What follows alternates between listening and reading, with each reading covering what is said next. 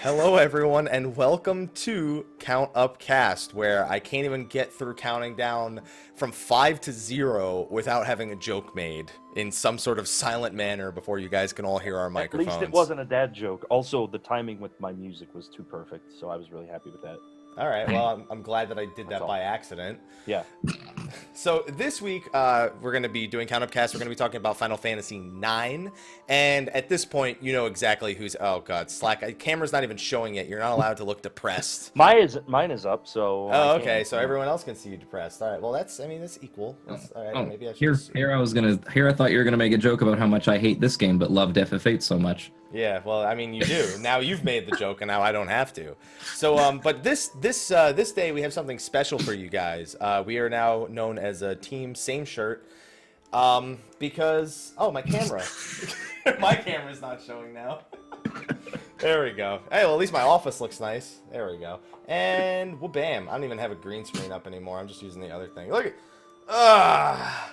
They're nice shirts, man. They are nice shirts. These are great shirts. They're really right nice. Here. Very nice. Yes. Power Up Audio, not a sponsor, but good friend of each of us. But hey, I'd be okay with that. Yeah, actually, Bomb makes a really good point here, Slack. You're wearing a blue shirt on a blue screen. Oh, I know. So you could be a floating head for all we know. Oh, it's very fun.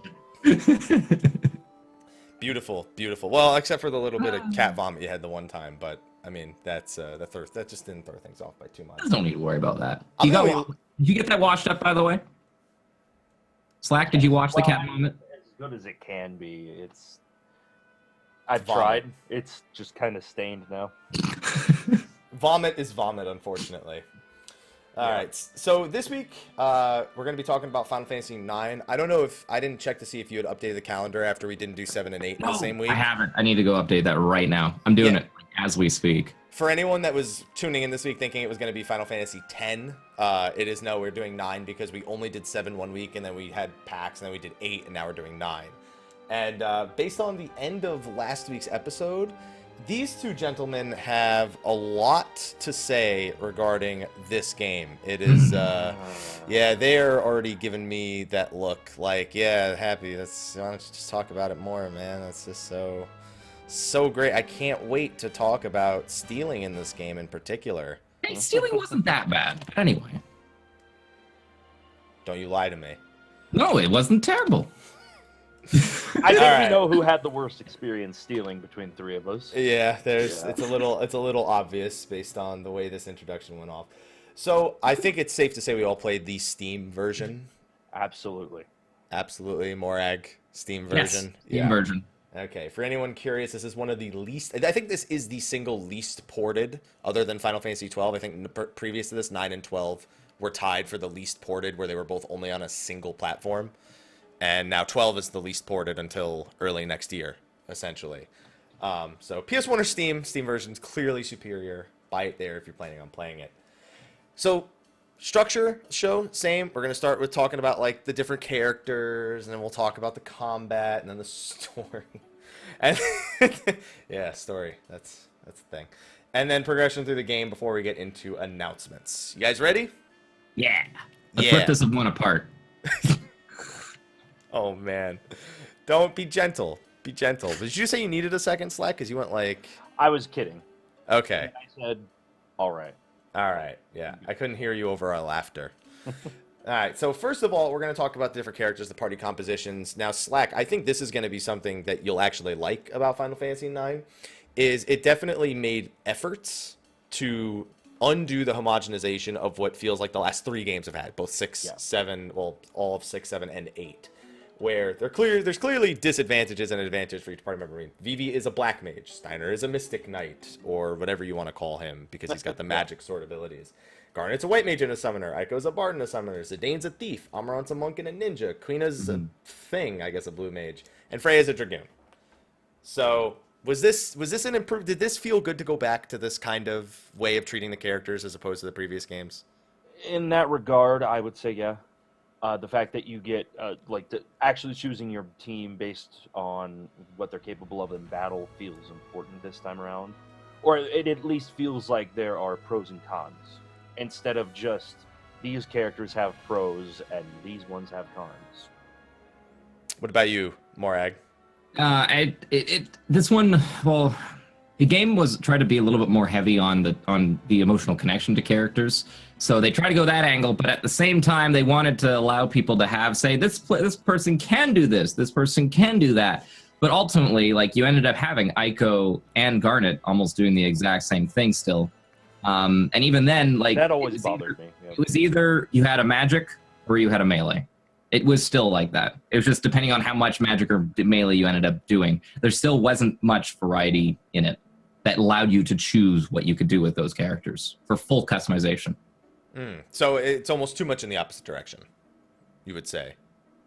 At least I knew that if I was going in, if like, you know, having it as a so-and-so kick back to Final Fantasy 1, where I could actually physically choose what characters I was taking in the whole time, and I could plan around that, I still felt like they tried too much with this. They tried it, but they didn't hit it, and What are they you tried doing, Slack? Right on the nosy. Okay, there you go. We'll get more into was still that once we get platforms. around to the story and pacing. and Oh whatnot. yeah, that'll be fun. Yeah. I mean, but at least they did have. There were some unique. Like I like things like Steiner. If you have Vivi in the party, you get access. I mean, that again, pro I and like con the idea of that, but the problem is that I feel like if you have Steiner, you without need to have Vivi. Yeah. Yeah, they only did it once too. Like you didn't. There was nothing else that really Yeah, combined no with other each other. characters had anything like that. Yeah. It was strange that they only did that with those two. It felt like it was just like I have an idea, and then then all of a sudden you knew how to do it, essentially. All right. So with this in mind, with all these characters clearly doing different things, even if some of them less than others, what was the team that we went with here? Because I know that I've gone almost the same team every time I've played, and I've never deviated. Me too, kind of, yeah. I ended up going with... I wanted to do something different this time, and I ended up doing exactly what I would usually do with this game, because I like monks, and I like physical-based teams, but if I take Steiner, I feel like I have to have Vivi, so he's not really an option. So my team was Zidane, Aiko as my healer and buffer, and then Freya and Amaranth. What about you, Morag? That was exactly my team. Exactly, 100% in that order. Actually, no, Amaranth was fourth. Freya was I third. didn't have them in that order in the team, but yeah. I'm trying to remember. I did Zidane and Freya. There's zero chance of me doing this game without Freya, especially because of my strategy for Ozma. But Everybody's strategy for Ozma, I think. I know I had Garnet. I kept Garnet because I like Arc, essentially. Welcome fourth member of the cast, by the way. Yeah, I see. Bro. Doesn't even want to be on the show. Just wants to be a cat. Just wants to be a cat. That cat has wonderful color to it. Yes, it does. She's beautiful, aren't you? I can't actually remember who I used. I think it was Amaranth. Yeah, it was Amaranth. So I was Zidane, Garnet, Amaranth, Freya in that order. That's where I went. I actually was a little worried because I completely forgot that Amaranth had a res. So going into the last battle, I forgot to buy more Phoenix Downs. I went in with 5. But I was really happy to discover that Amaranth had a res. I honestly didn't even know that until you just said it right now, because I didn't bother unlocking half of his abilities. I essentially just said, okay, what can I just throw as his only... Like, I'm just going to throw as this guy. That's the only thing I'm going to do. And just as much damage as possible. And it seemed to work pretty well. Did it feel good to use that like, what was the advantage of that combination? Like, what was the reason for Zidane obviously stealing? We'll talk about that later. Yeah, Zidane with stealing. Aiko, because she just felt like she was a stronger character than what's-her-face. And then I enjoyed Amaranth because he had his extra little abilities, because especially with Chakra, which allowed to go and do a little bit more MP healing and healing at the same time. And then Freya for jump, just so you could avoid extra damage when needed. I want to ask you, but it's just looking at the cat. Yeah, I mean, that was a big part of the reasoning for mine as well. Stop smacking me in the face. Chakra for the MP recovery, and I mean, what was funny is that that was the reasoning that I used a long time ago. Turns out that you get about 500 ethers thrown at you through a playthrough of this game casually. And I was like, why? I haven't needed to use a single one of these. What's the deal? But it's that case of I don't want to use item syndrome. Because I don't know when I'll need it. See, I've been trying to break myself of that for the last 2 years. Every time I play through an RPG, It's like, if I need to use a Mega Elixir, throw it out there. And so this time around, as I'm going through all the Final Fantasies, I feel like I'm getting more and more to a point where we don't have to, where they give you so many of them, and that you generally don't even need to use them. Well, Yeah, I it's- definitely feel some sentiment there. I know this year, this time playing through RPGs, especially with playing so many. I've never played this many RPGs in one kind of setback. I usually get bored of a genre, but I'm actually really happy that I've been able to push forward. But I've noticed that I'm starting to break my mold a little bit more, like using items. But at the same time, I've discovered that I can do low level, not half bad, because I end up beating this game around level 37, 36, when supposedly you should be around mid 50s to 60. Supposedly is what the range should be. Yeah, Especially for how much of a douche the final boss can be. He's That RNG on that boss, man. Yeah. Death is so dumb. There you Death go. is dumb. Yeah. Anyway, We'll talk about Grand Cross a little bit I later. ended up doing enough leveling to go and face Ozma. So for me, the last boss was I almost put it on auto battle the whole time. I have something. We have plenty to say about the last boss. And then he Yeah. grand crossed me, and I was like, whoa, slow down, game. Let's turn off the auto fight. Yeah. I'll go ahead Same and play. thing. It's fine. Is there any character that no matter how many times you played through, you just hate, and why is it Queena? Funny enough, that was one of the characters I wanted to try to use this time, and then I was like, And then the damage on the Max is a pain spork. in the ass. Yeah, and the So damage on that the was the other spork. thing. Like early on, I got the high damage fork, and I was like, "Oh wow, all right, I could see this character being really good." Turns out that the damage range is all over the place. So I thought, you know what? Maybe not. Maybe that's not a fun character. Not to mention, they gutted Blue Magic this time around. They didn't gut it as hard as they do in 10, but we'll talk about that more next week. But they Rip. still got it really hard, and I think the reason is because they take, for me, the biggest thing that changes is that it goes down to 12 spells, which is nothing. Or no, there's 12 and 10. I'm getting the games mixed up. But it's a very limited selection here as well, and even the ones that you do get, they're just not that good. Like, Aqua Breath is percent damage here. It's based on percent of HP. It's not a magic damage attack. And I was really disappointed by that. And Big Guard lasts not even long enough to justify using it. Yeah, that's the problem. Like, with this game, they took buffing and they made it almost completely worthless. Yeah, compared like to the previous couple games where it was like, buffs equal God.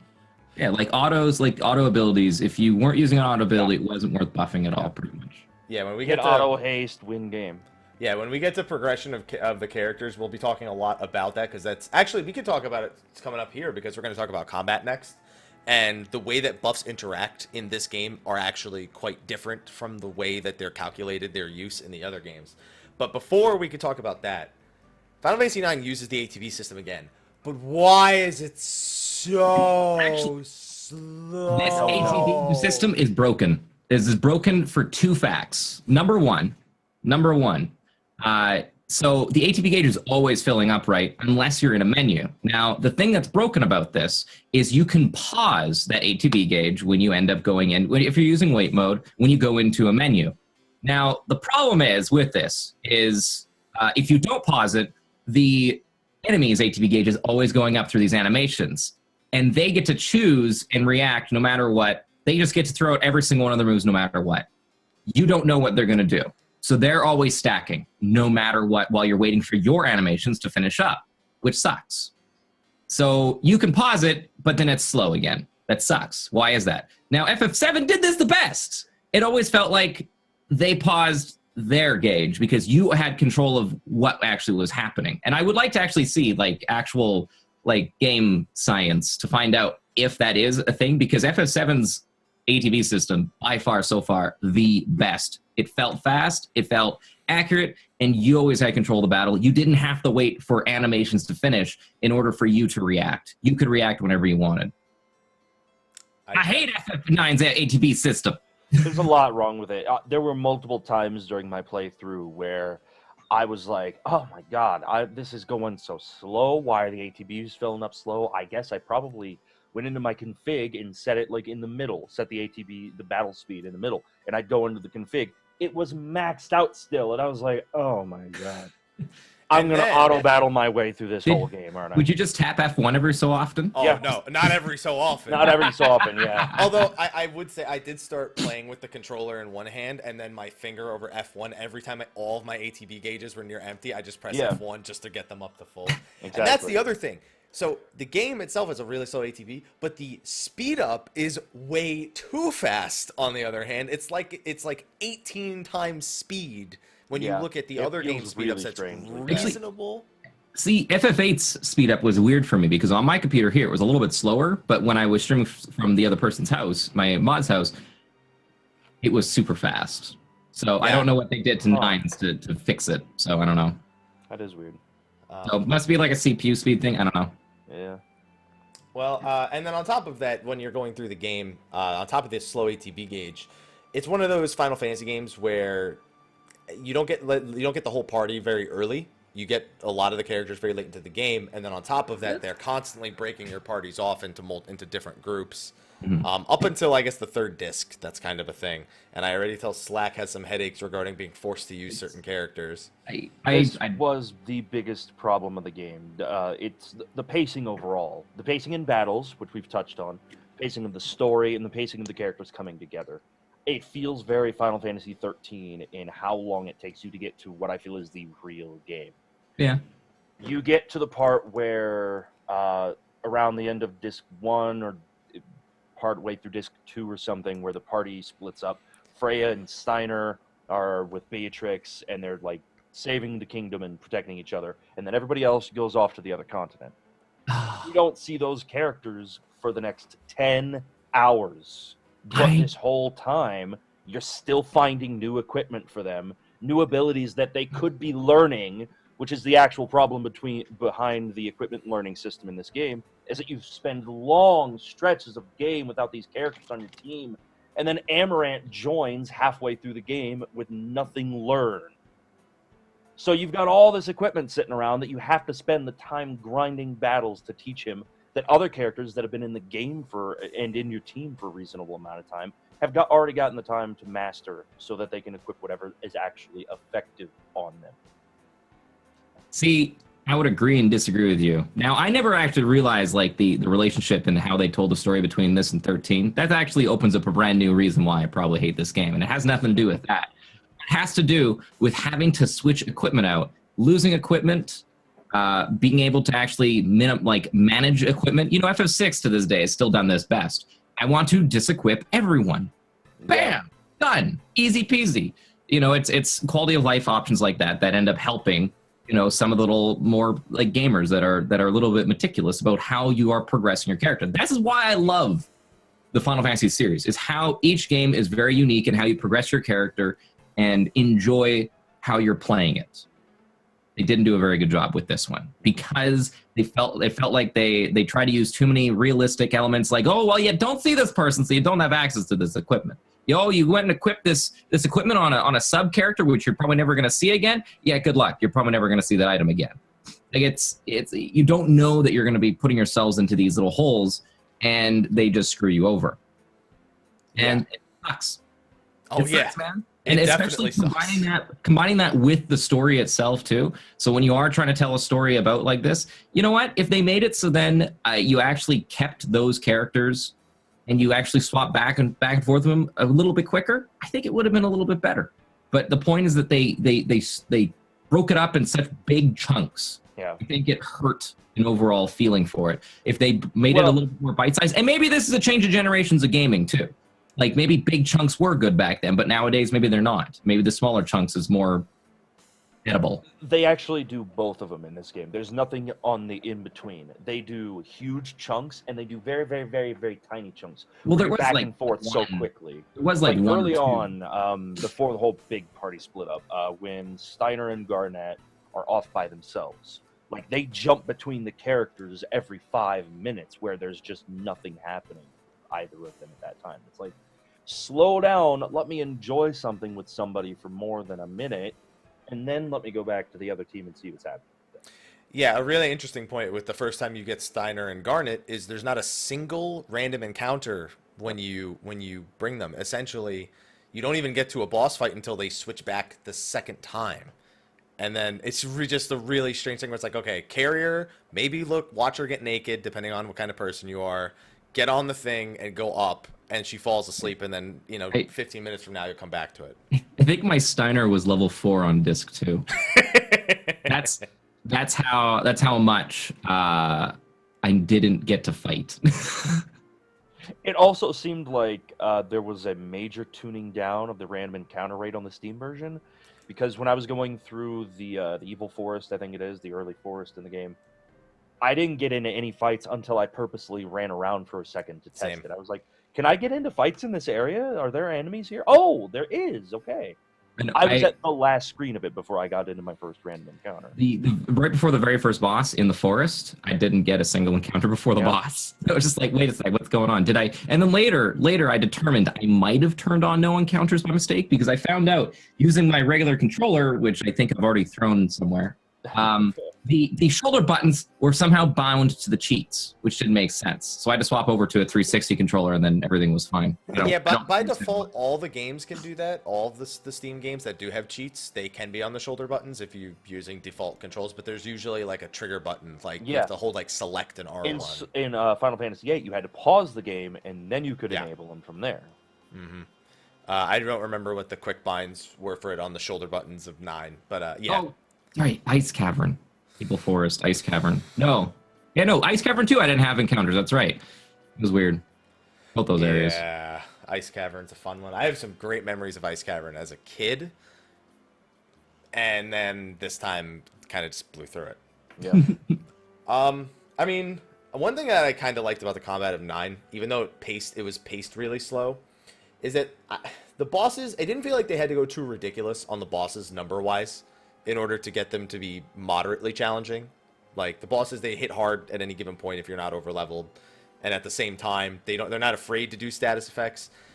To be fair, though, these fights are over quick enough if you're, let's just say, not utilizing a certain skill of Zidane's to obtain certain items. Yeah, the fights end really quickly once you actually attack them. On the subject of status effects, Heat, total bullshit ability, because of what you were talking about earlier, Morag, where you basically have to queue up all of your actions as soon as your ATB is full, because if you don't, the enemy is just getting more and more actions while you're trying to react to them. Yeah, Heat destroyed that for me, because like until I figured out, Heat actually kills me when I do an attack, but I can get rid of it by just sitting there and not doing a damn thing. Cool, I have to pause every animation now. Thanks, game. Yeah, using the... So the thing is, these are things that if you know about these bosses ahead of time, it's not that bad. Because you know, going into this boss, just put on the thing that prevents that status. Yeah, turn on temperature. And then you're like, okay, literally not a concern anymore. But, first time, you think about first-time playthroughs. You always got to consider both ends of it. You're going to get to that status effect for the first time. It's a status effect that is never in the other Final Fantasy games, or at least none that I know of. And you're just like, oh, what does this do? And then you're like, what? Wait, I looked away for like 2... Why am I dead? What? Yeah, the fact that there's no animation to go along with it, there's nothing that you really see, is really dumb. There is. Well, there's your character changes color, and then the next time it looks like he's berserked. They just sometimes. die. Yeah, That's it looks the like other they're thing. berserk. It looks like berserk. It's either that or you just get frozen, which I think only 2 enemies, like one boss and 2 enemies, end up using freeze. Yeah, there's one in the final. Freeze. Yeah, there's one in the final disc, and then there's a standard enemy that uses it somewhere, like just I think somewhere in disc 3, there's just an enemy that has the ability to freeze you. Mm-hmm. And I mean, Funny about freeze, I think I only died to it one time out of all the times I got frozen. Yeah, because they have to follow it up. It's funny, the boss on the 4th disc can freeze you, but he can't physically attack you, so he can't actually ever instantly KO you. It's just an inconvenience at worst. See, that's why I think that like both heat and freeze, any of the temperature gauges are actually I think they're cool, unique mechanics, but mixed in with the ATB system, it doesn't work. Like they're really cool because if you think about it, you petrify. So petrify is an instant, they're frozen, they're stuck, kind of like stop, but it will game over you. Actually, both will game over you. Yeah. Gradual, so it just takes one turn to fix it. Easy peasy. Does stop never wear off? What is? I don't think step. I don't think it does.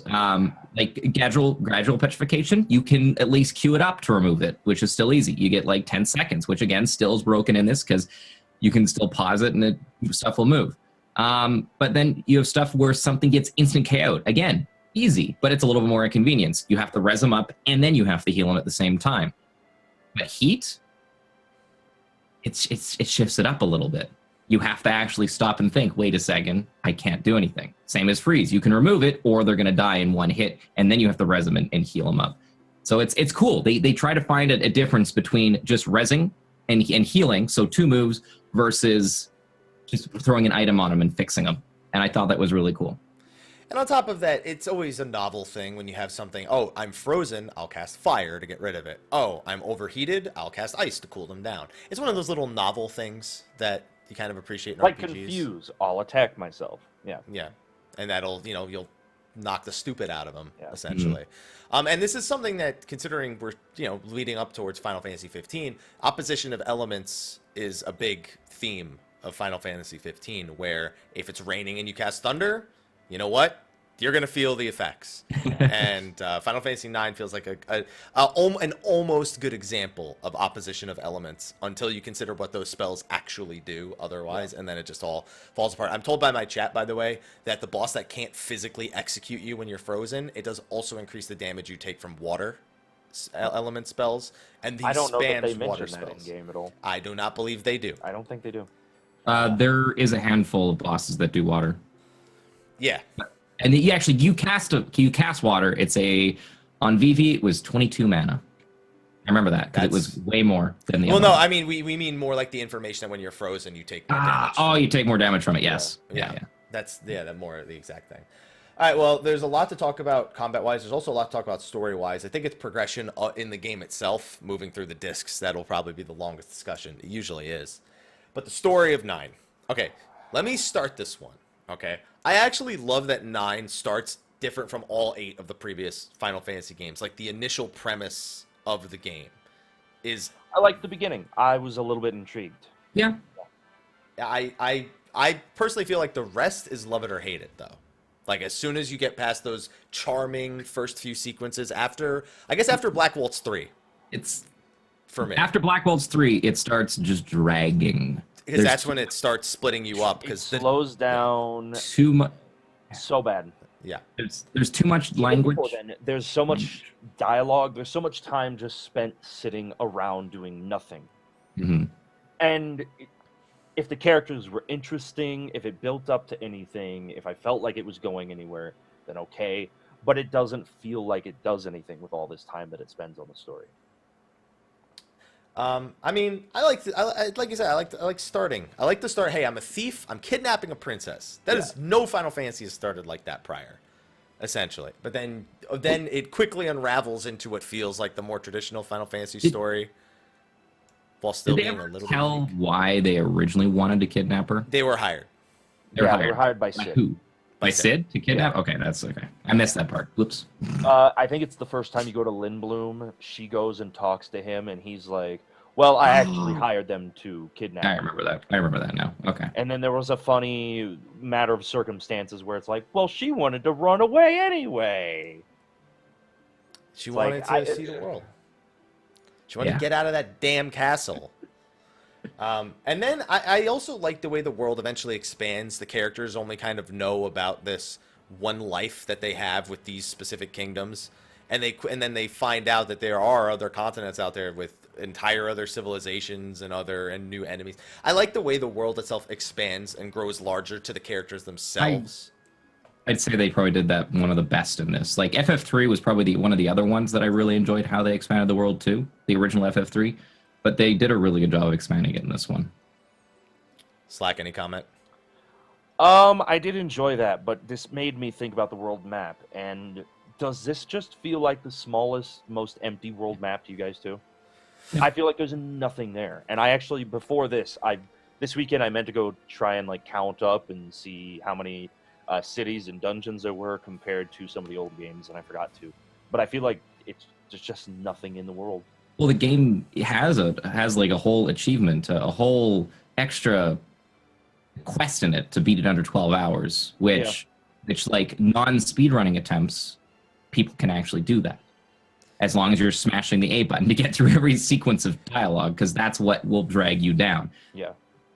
Like, let's put it this way. I was just kind of just dragging along for the first 2 discs. Disc 3, I said, screw it. Guess what, chat? We're just going to make up our own story the entire time because this is taking too long. And then I just sat there spamming through the text. I'm sorry, but it made the game way more enjoyable. At least you could skip the cinematics. I was speed reading my way through the game as much as I could. It still took me forever, and I was still all right. As streamers, I think part of the problem that we have with it is that it's very difficult to be interacting with chat, keeping up with chat, and keeping up with the enormous amount of dialogue in the game. It just drags a stream down. I think it was heavily. an hour and a half of just reading one time. Disc 3, the beginning of Disc 3. Yeah. No, it was something in disc 1 when they first get to Lumblum, I think. Lindblom? I wasn't. When he's Oh they're God! running When you around first the get city. there, Running around when the you city. do that. Oh my God! Yeah. I think it was an hour and a half. I did that whole sequence off stream because my internet went down. So I got to Lindblom and then started up the beginning of Lindblom stuff. I couldn't save for half an hour, and I'm sitting there skipping through the text like, okay, I get it. Mm. Forever. The beginning of Disc 3 is really similar. You jump back and forth between stuff going on. Alexandria is getting attacked. In about an hour's worth of gameplay, I think I got into 6 fights, and they were all scripted story The fights. Steiner and Beatrix fights. Yeah. Yeah. Mhm. And yeah, that's kind of the thing. I feel like the overall Nine's overarching story, up through until you get to the 4th disc, does have a charm to it, though. I agree. There's pacing issues, but I think that's what it tries to do. It's this big, like, lighthearted adventure story for the most part, and then for it me, gets never dark. gets on the right steps to make that. You know what I'd love to see is an actual, like, either animated, live action, something. I'd love to see a miniseries out of this story. It's like a condensed miniseries to like tell the story. Out of any of the games, I think this is probably one of the games that I think could actually pull it off nicely. With how they try to tell it in the game, they could probably pull it off and show it as a TV show or something. I like one of my favorite things is Garnet learning to be a peasant, essentially.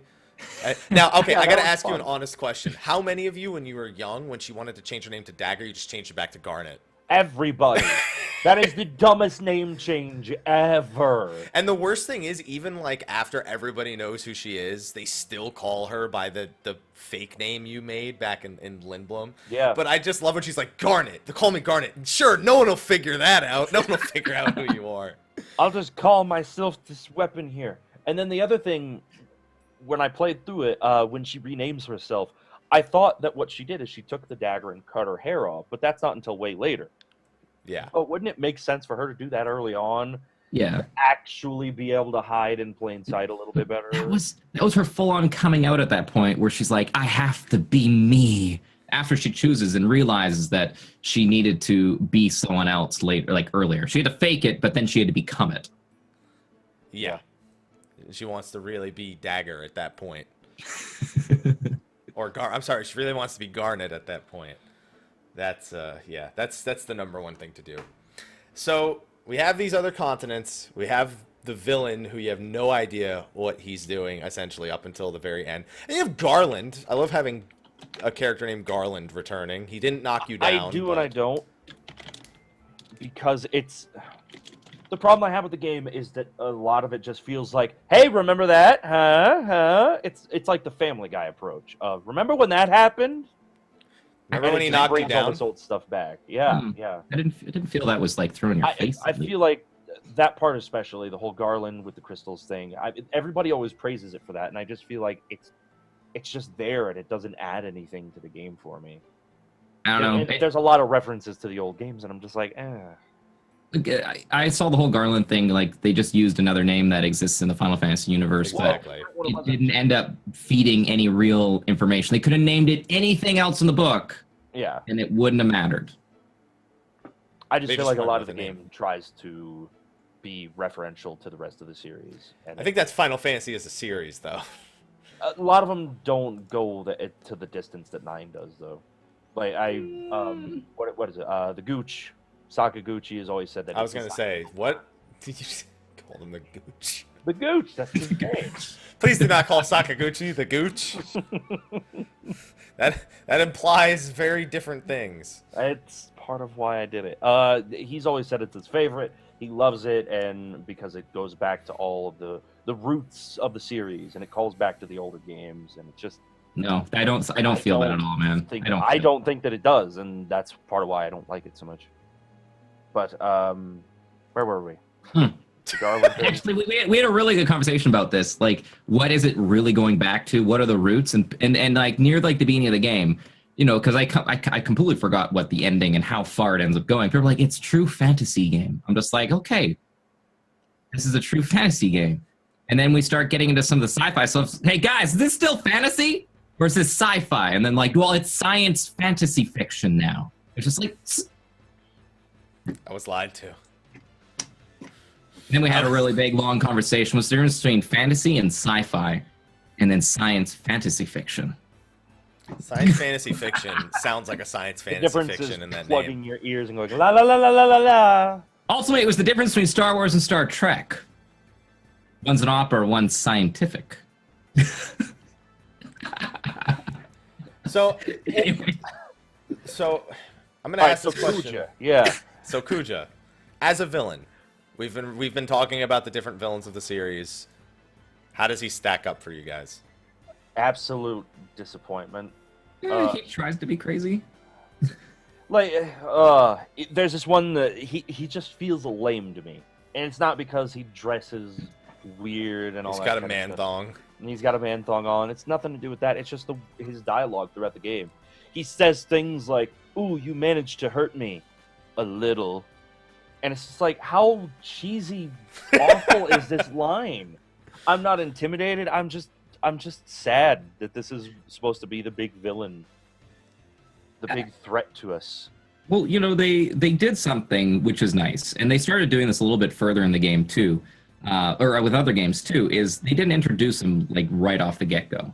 Like he took a little bit to kind of get up to. I think it was end of disc 1. You don't see him till, yep. And even then they don't even say that he is the villain at the point, because you keep thinking the Queen's going to be the villain at like during the beginning of the game. So like introducing the villain a little bit later in the game, I've always enjoyed those stories just because it keeps you guessing that a little bit. I'd like to remind you, 8 did that. 8 did that, yep. Like even then, like 10 kind of did that too as well. A little bit like with Seymour and how he interacts with everything. It's kind of like 2 villains in the game. And even then, like 13. One of the great things that 10 does. Yeah, 13 even did it for a little bit too. I forget about 12. I'm still going to be playing through it. But 12 story, yeah. Yeah, so it's nice. It's nice that they do that, and even some of the Tales games end up doing that too, and it just adds to the story a little bit. But how did you feel about him by the time he actually his mind isn't entirely gone until he figures out that his life isn't long for him. He essentially gets, I'm going to call it Final Fantasy villain disease, where he kind of realizes his own mortality, and he's like, well, I'll just drag everything with me. Well, that's the thing with most villains is like a villain. Like if you were to look at like the story of a villain is a very tragic thing, because they end up coming in, they don't understand why they want it, they just want it, and then once they realize they want it, they go crazy. They kind of just break right there. That's what most villains are. So to actually go and see that with this one, it just feels cliche. And as someone, as Kitsune said in chat, he just has a flair. That's his selling point. I love him in Dissidia. He's very flary in Dissidia. Yeah, I don't think there's really any other character that shows off this type of just like and me type of scenario. Which actually, I mean, it builds into his story though, the way that the different Gaians are Terrans. I'm sorry, the different Terrans are kind of like they're all slaves essentially, and only like 3 of them are given free thought. So it almost feels like he embraces that free thought, to me at the very least. Like, yes, I'm not like all these mindless idiots. I wish they had done more with that. That could have made for an interesting character. As it is, I just didn't care about him as a villain at all. And to be fair, part of that might also have to do with how long the game drags on before then. And by the time that we really get to Kuja, I feel like I've just lost all interest in this game's story arc. Well, just when you're about to lose all interest in this game's story arc, the curveball, the final boss. But they mention him earlier in the game in one sentence that seems like a throwaway line almost, and then it's done forever until you go and fight him again.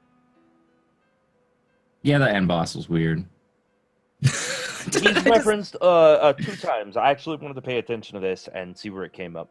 The first time you go into the Ifa trees, you're climbing down right before you fight the tree monster that you don't want to set on fire. Someone, I believe it might be the Zidane, says, "Man, I think there's something else down there." And then they leave the tree. They're not actually talking about him, are they? I'm 99% sure that's supposed to be a So, reference do you know to what him. Necron is? And then at the end of the game, they're talking about something that lives inside the crystal. And so then Kuja breaks the crystal open, and that's the thing that was inside the crystal, and then you fight it. The crystal wasn't at the bottom of the tree. The tree was like the They have portal. moved it. Yeah, like the tree was a portal to and from. Like that was where how you got over to the other place, because that's where the mist came from. But Yeah. I don't know. So- I always assume, because since it was a portal, when he said there's something else down there, that he was referencing Terra was hiding down there.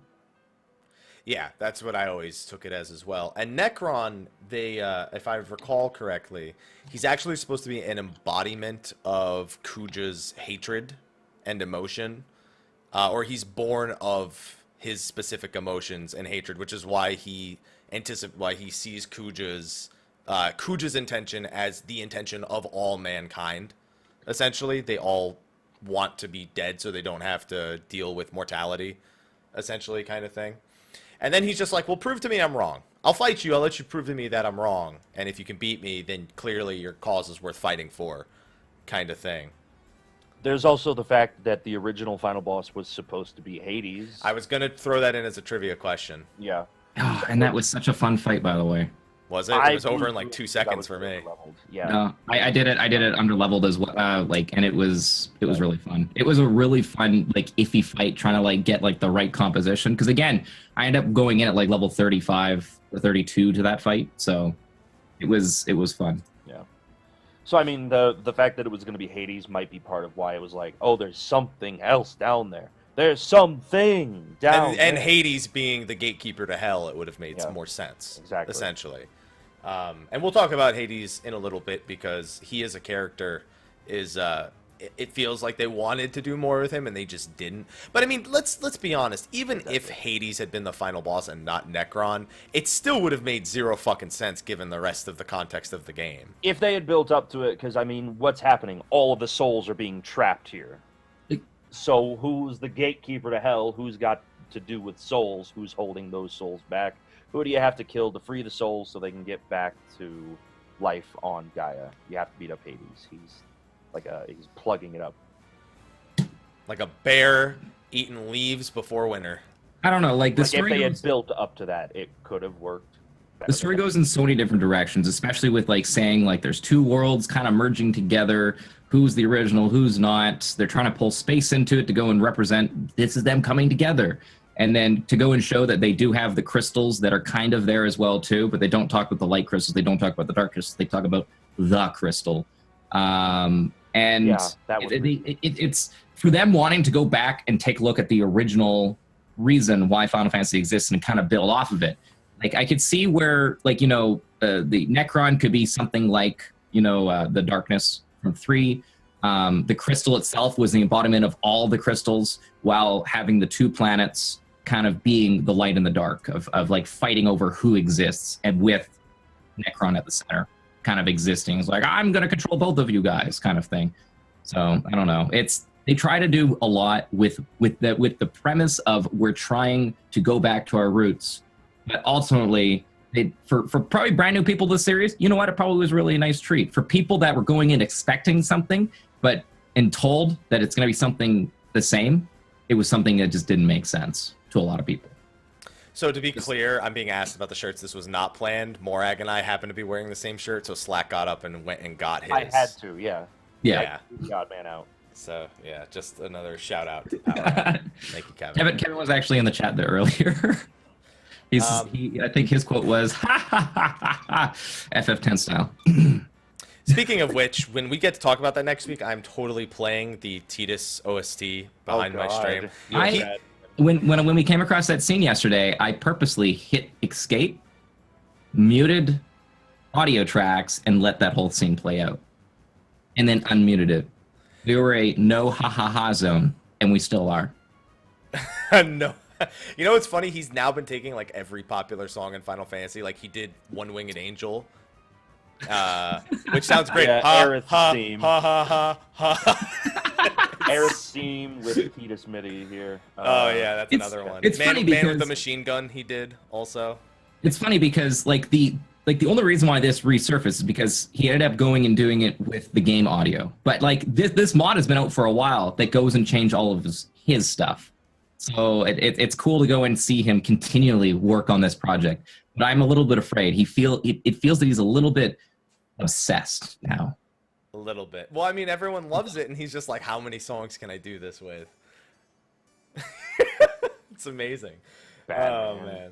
I think the Sephiroth one's my favorite so far.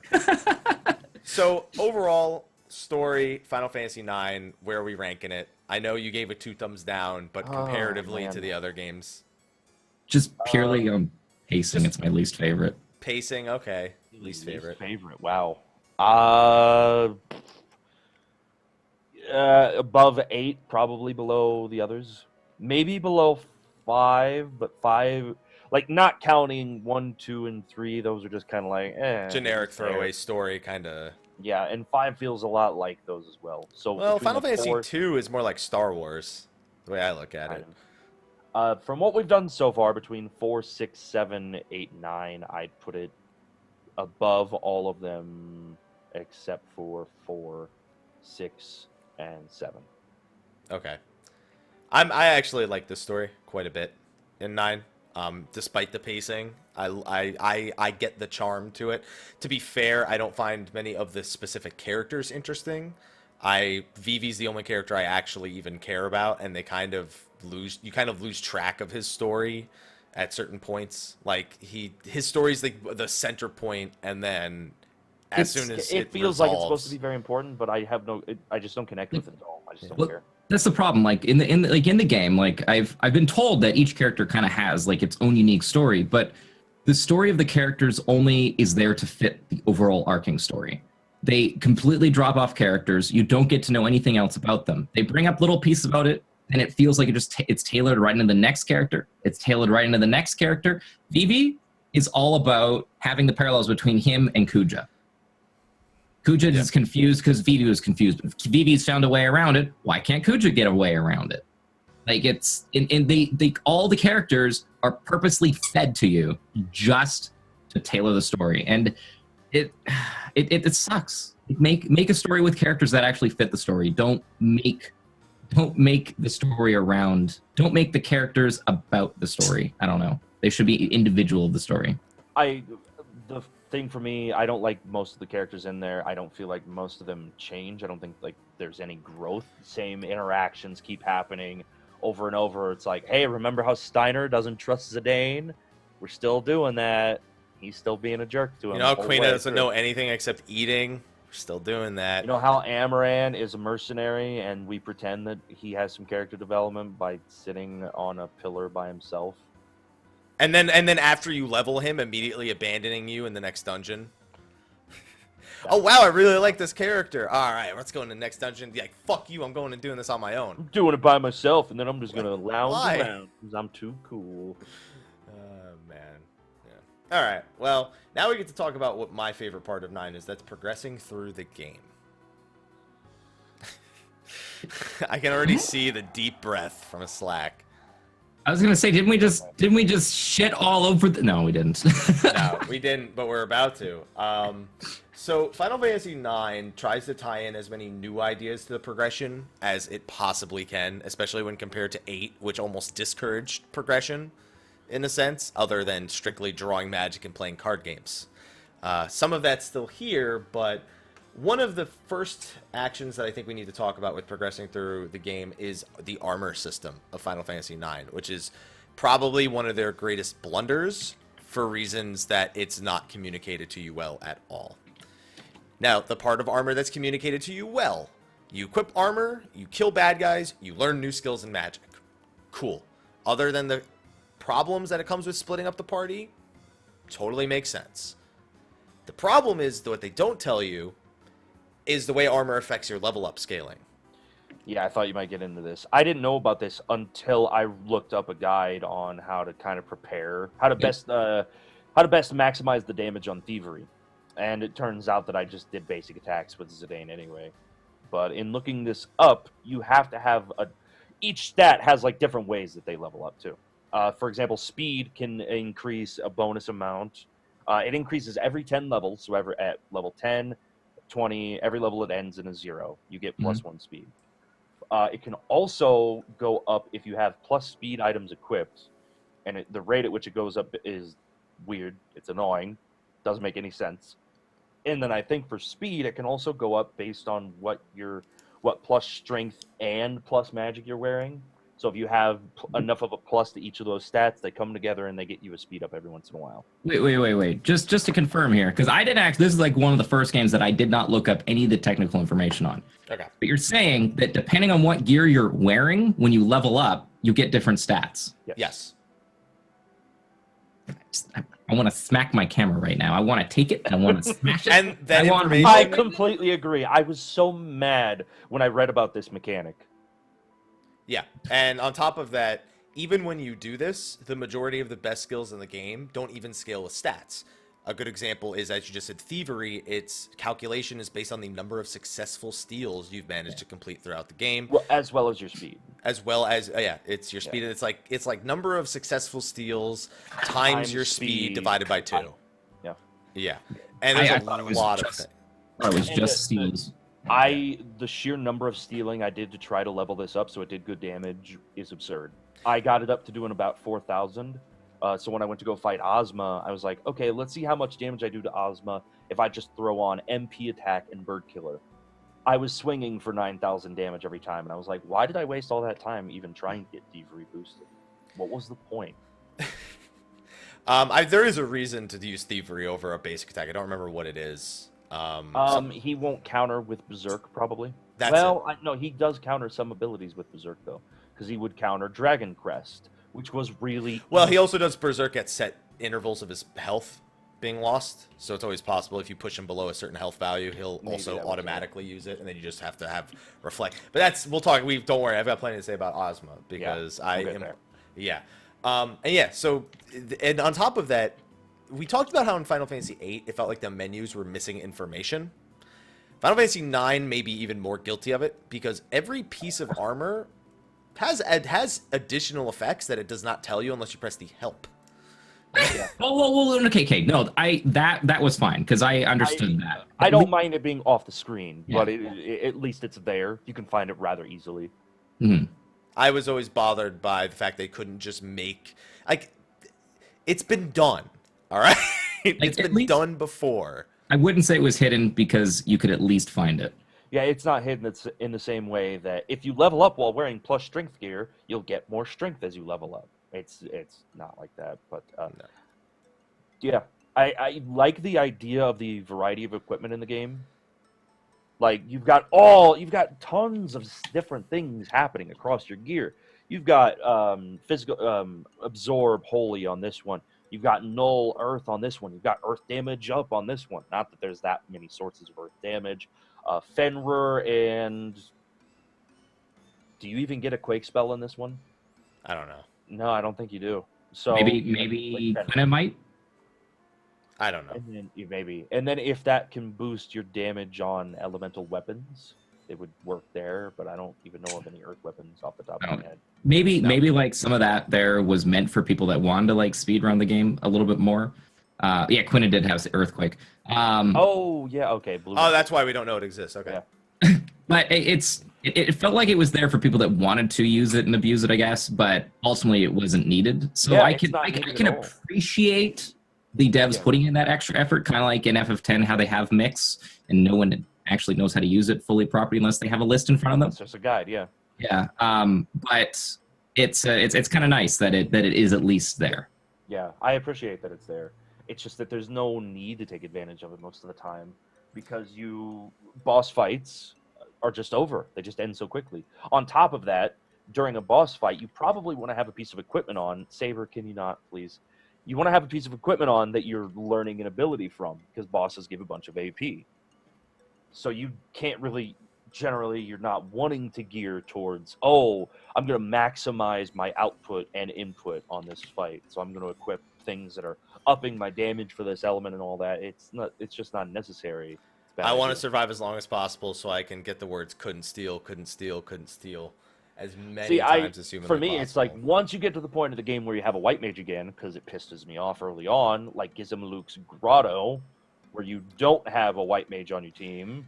That, it's Gizmaluke's Grotto that made me make Freya a permanent party member because of Dragon's Wind, or Race's Wind. Yeah.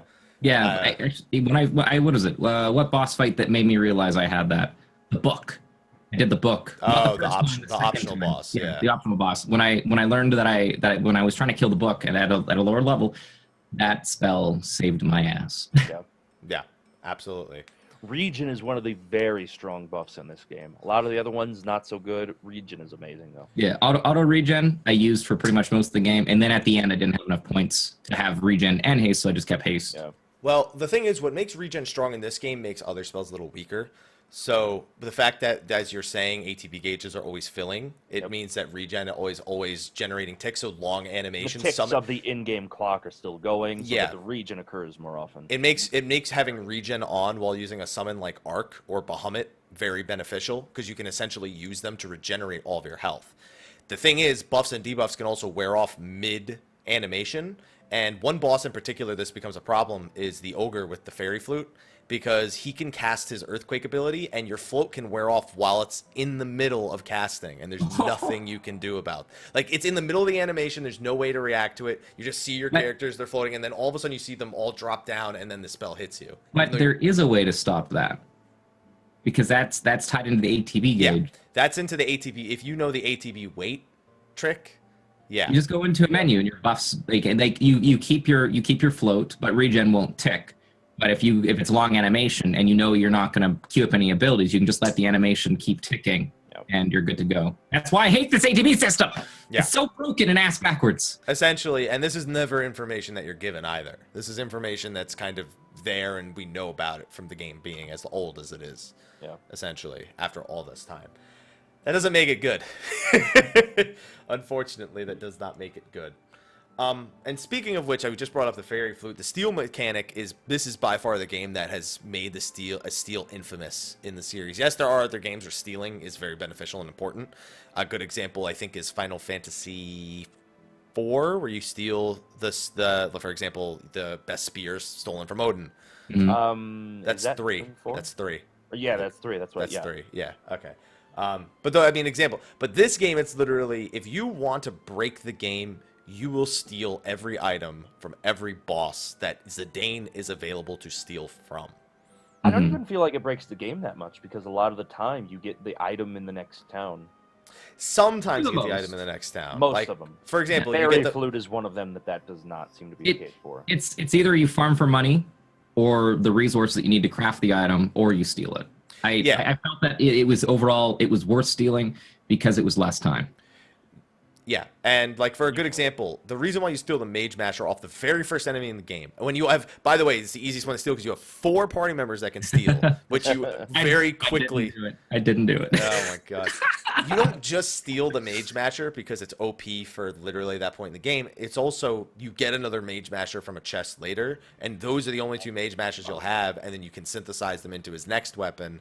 And essentially, as long as you keep stealing from every boss, your characters are essentially past the point of progression they need to be, and they're overpowered, assuming you're not dying trying to steal everything as well in the process, because that becomes an issue.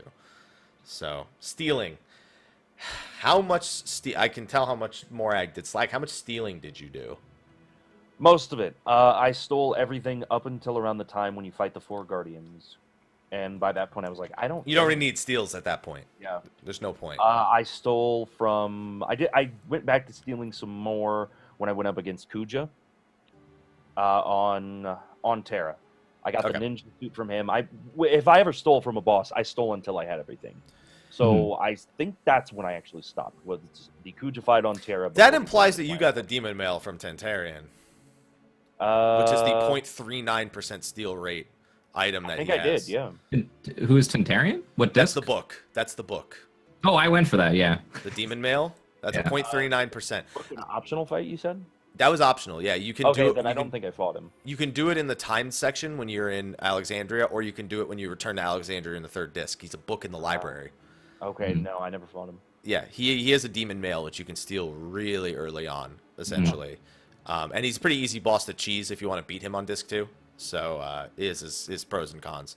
But yeah, I mean, that's the big thing. And then you have situations like Beatrix, where you only have 10 turns, and she has a 0.39% steal that's like one of Steiner's best swords, who you won't get to use for the entirety of the next disc anyway. Yeah, I was about to say, it doesn't matter. He's gone right afterwards anyway.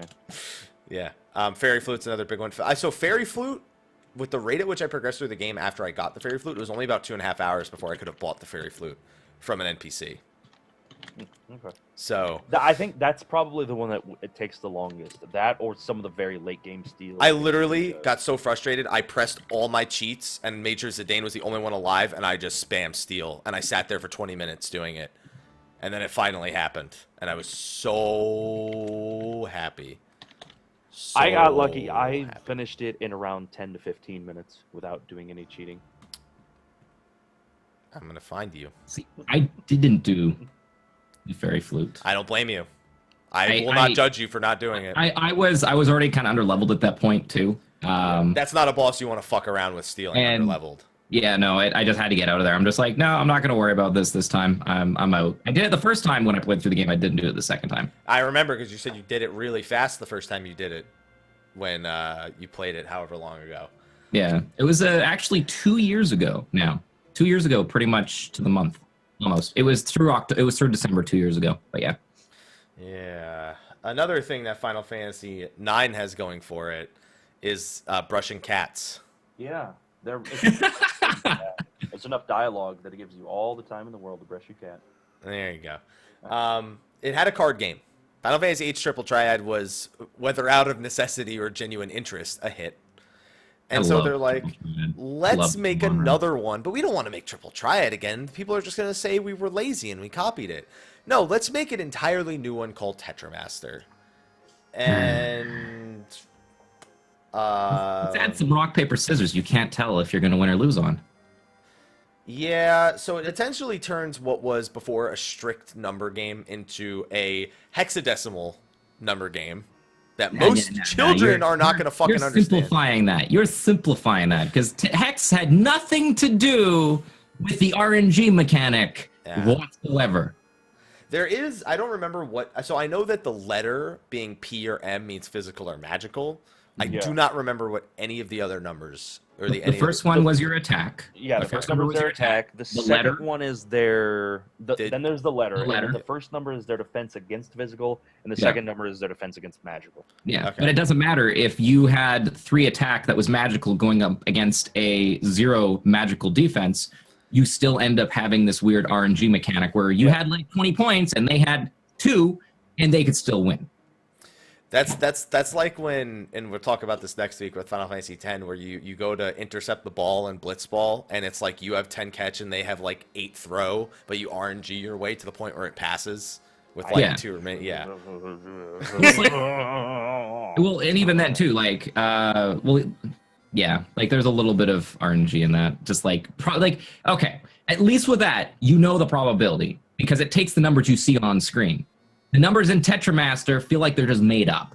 Yeah. Like if you had a 0 versus 0, all of a sudden it's a 20 versus 5 and the 5 still wins. And you're just like, no, I'm still wait. Like, why? where did these numbers come from? Where did the 20 come from? Where's the probability, man? Just tell me the probability of it. If I know that I have like 10 endurance and he has an attack of 8, there's a strong chance that I'm not going to bypass that. Or I'm going to pass it, and then, the next person might have 7. There's a strong chance I'm not going to pass that person, but it's possible. It's possible. Well, there's also something else that you need to factor in if you actually play Tetra Master, and it doesn't tell you this. The more you use an individual card, the more powerful it becomes. Yeah. Like And that is not reflected on the card itself, essentially. Is because it has a chance of gaining more edges, more attack edges, and it has a chance of leveling up any of the attacks or the defenses after a battle randomly. Yeah, you essentially have to say, wait a minute, this card didn't have 3 power before, it had 2. I guess it leveled. There's no way of tracking it either. There's no way of going, oh, well, I'll do this card levels up, and I know it'll take X amount. It's just, it'll happen eventually. I know we tore 8 apart quite hard last week. One of the things that it did well is it introduced a completely new in-depth minigame in the card system. I got to give it credit for that, even though it wasn't the most interesting card game ever by a long shot. It was a nice first entry. It was a good first step. And then with FF9, they took that first step and they hit it with a nuclear device. And then they took the remains of it and said, here's our new card game. You know what? I can't blame them for trying something new, but at the same time, they missed a crucial information in any card game where you understand the chances going in. If you're going to put down this card, you know what you're going to do. If they at least say, like, before you put it down that you're probably going to have an attack rating of this, then I would have been happy. Or at least show the dice rolling on the board, like showing that it is a D20 possibly for each person, and then multiply or divide it by the actual number on the card. I would have been happy with that. And then you know what else? On top of that, it needs a reward system. I was just going to say, the kick in the nuts is there's essentially no reason to do it unless you're a fan, for whatever fucking reason, or B, the one part of the story where you're forced to win 2 matches and then you can win or lose the third one. Essentially, which by the way, I didn't know shit. I was just like, fuck it. I just grabbed cards. I won the whole thing. I didn't fucking pay attention to anything. And then I really lost my second game, and then I won it. Got to the final with Sid. Got a draw the first time, and then I beat him on the second attempt without resetting or anything. And I thought, all right, I'll take my prize for that. Thanks for the rebirth ring, I guess. Yeah, I mean, rebirth ring, it teaches you what? Auto Phoenix? Auto life. Auto life. There you go. Yeah, auto life. Fuck it, I'm down. I'm cool with that. Which isn't that good in this game compared to something like auto regen, auto haste. Apparently there was a noise out there. Go get it. Okay, so I have to ask you the single most important question regarding Tetra Master. Did you ever, at any point in your life, pay $1 a month to play this on Play Online? Nope. I had a friend that did it because he was obsessed with Tetra Master when he played FF9, and I was just like, why didn't they just put triple try it in? I'd much rather have that. You could pay $1 a month to essentially get your shit beat by people who actually played the 4 people in the fucking Tetra Master lobby on Play Online, and then that's it. I did it once, like there was like a 9-hour maintenance. I was like, God, I'm so fucking bored. You know what?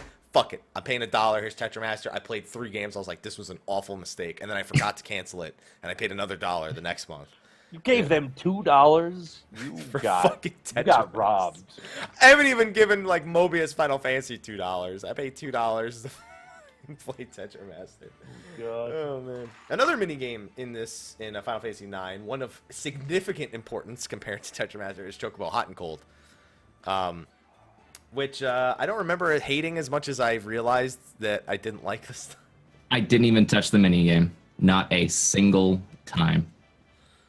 And that makes sense for if you're going for a truly challenging low-level playthrough. Because if you play that and you get the best equipment, what's the point? I was reading like about some of the steals and how easily you can get some items, like through Cartographer, through Chocobo diving, through Chocobo Hot and Cold. Some great items. There's some ridiculous items in there. You can get them very early on, like a robe that has 40 defense at the midway point of Disc 2 or something. You know, I had a lot of people in chat were saying, well, why don't you just do Hot and Cold? Or why don't you do a Cartographer right away? Like, you'll get cool items. I'm just like, yeah, no. I wasn't even trying to do low level, but I enjoyed it. Yeah. So for anyone who doesn't know Chocobo Hot and Cold, the start of the minigame, there's a Chocobo forest, and you're given a Chocobo, and you essentially are given 60 seconds to dig up as many items as possible. If you dig up 4 items, your time's extended by 15 seconds. If you dig up all 8, they'll stop you, and you'll get a point counter at the end, which serves next to no purpose other than buying a few items that honestly you could probably deal without. One or two of them's really good. I think it was a rebirth ring. Protect ring and a robe of lords. The robe of lords, yeah, the robe of lords and the protect ring are the 2 items, and if you're playing, essentially it's a game of as it's called, hot and cold. When you're getting near the item, you're hot. When you get farther from the item, you're cold. Near. Yeah. It's pretty pixel precise when it comes to the position. I greatly dislike the game. Yeah. It's he could be like, Quits right here, and you'll just be like, fuck it.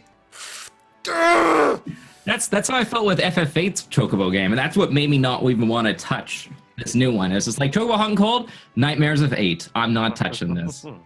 I didn't do anything with the 1 and 8, so I actually don't know the details on that. The 1 and 8, you had to be in a very specific spot, in a very specific order, or else you're screwed. Well, there was one benefit to Chocobo Hot and Cold playing the Steam version. And this is the actual entire advantage that's wrought from the speed up function, is that the game clock still moves in real time. 1 second is 1 second, even if you're using the speed up, which allows you, the earliest example of you getting to see this, I suppose, is in Lindblom, when you're doing the race, the combat, the friggin' monster hunting thing in the city. Hunter. And you can basically kill every monster and then sit in the last zone and wait for the 5 minutes if you're trying to get Zidane's to be the winner. You just have to die once and you get the... or you just die once and like pretend like that entire sequence never existed. Come on, Vivi did amazing. He got a whole 96 points. Yeah. Yeah, good card. Great reward, Vivi. Fucking, for the sake of the story, you couldn't have picked something better. That's why you always go for Freya to win, because you get the add-on, which is really, really nice. It's weird that you're basically told to fuck up. Like, the thing is, if you've been doing that section of the game up to that game part properly, Zidane is incredibly powerful and Freya is not. So when you need to land the final blow on the Zagnol as Freya, it's like, well, I can either do fucking 400 damage as Zidane, or I got to do like 90 with her and hope she lands the kill, essentially. So a lot of picking and choosing there. There's an achievement if you let Vivi win. I know that because I did an Excalibur 2 all cheats run, and I'm like an hour and 20 minutes in, and I'm almost done with the second disc. So I should do that. It's really fast. Like, you can't make a whole stream out of it. It's way too fast. Oh, that's perfect. It's just shit all over every battle. It's not like Final Fantasy X, where even if you do that, it's still gonna take you for fucking ever to make it through, because you got to do the sphere grid in normal time. In normal time, yeah. Oh god. So the big thing with Hot and Cold is the items you can dig up are insanely good. The other aspect of it is it unlocks the game's ultimate boss. It's not Omega weapon anymore. It's not an Emerald weapon. It's not a weapon of any kind. It's Ozma. The story behind Ozma is he's likely once an Eidolon who lost his form due to the people who worshipped him no longer existing and thus not being able to give him form. And he's locked away in the Chocobo Air Garden in the back, where you're doing in the back, behind the wine boxes, behind the cheese. Yeah, crackers. and then you go over there and you're like, oh, what's in this cave? And the movie's like, that's a bad idea. Looks like, no, come over here. Give me money and dig. Yeah, and you're like, hey, whoa, shut up, you. What's going on back here? And he's just like, it's a cave. It's an Eidolon cave. You probably shouldn't. This is a bad idea, man. Just you really should. And then you just keeps double checking. And then you're like allowed to save, change party members, all that other stuff. And Ozma is pretty famous when it comes to optional bosses. For one, unlike most Final Fantasy IX in general has this where enemies have way lower health values than the previous few Final Fantasy games, where like Emerald has like 1,000,000, Omega has 1,000,000. Ozma's got a measly 56,000, though it inflates because of his mechanics. It inflates for a few reasons. This between this 7 and 8, this is the first game where you don't have multi-hit attacks again. You can hit at most per character for 9,999. You can't hit for 70,000 damage per turn or anything crazy like that anymore. Right. And the big thing with Ozma is not only do you need to do this mini game, you also need to do the mini game called the Friendly Animals quest. You don't have to do that quest, but odds are you'll have done that quest. Mm-hmm. And that's another reason. I think now Thievery still counts as an attack that needs them to not be flying, I believe.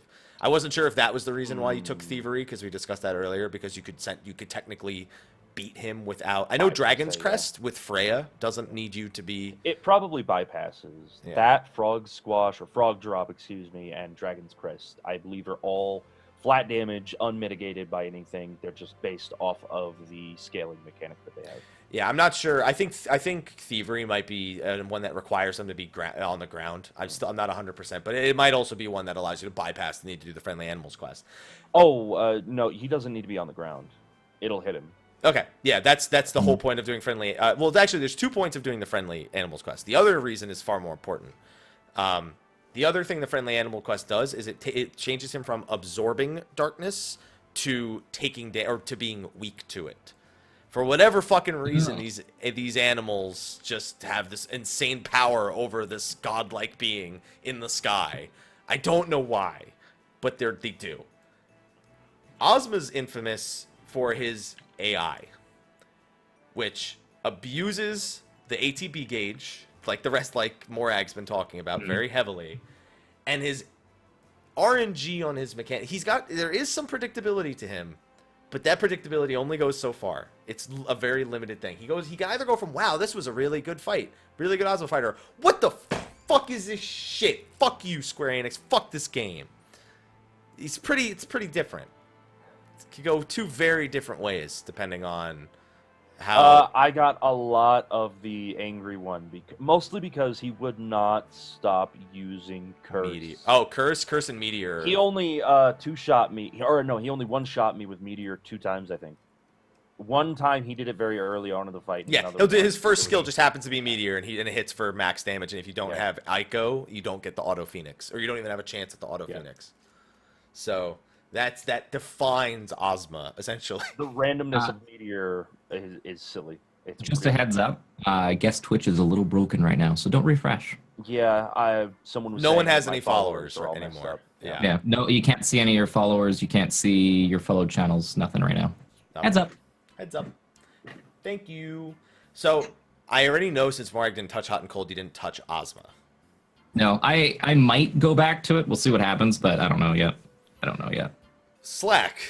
Because I really enjoyed Hades, and people said that Ozma's about 50 times harder than Hades, but yeah, Hades does not compare. Although they have the same health value, I believe. They have these, and the thing is, there's actually an enemy that has higher health than them, and is not necessarily a super boss, and that's the friendly Jan, which is I think he has 65. I think he has 65,535 or some shit like that, and then Ozma has like 56,000. I don't know, something along those lines. The friendly Jan is one of the friendly enemies, but he'll fuck you up. Bah! Did you try and fight the friendly Jan?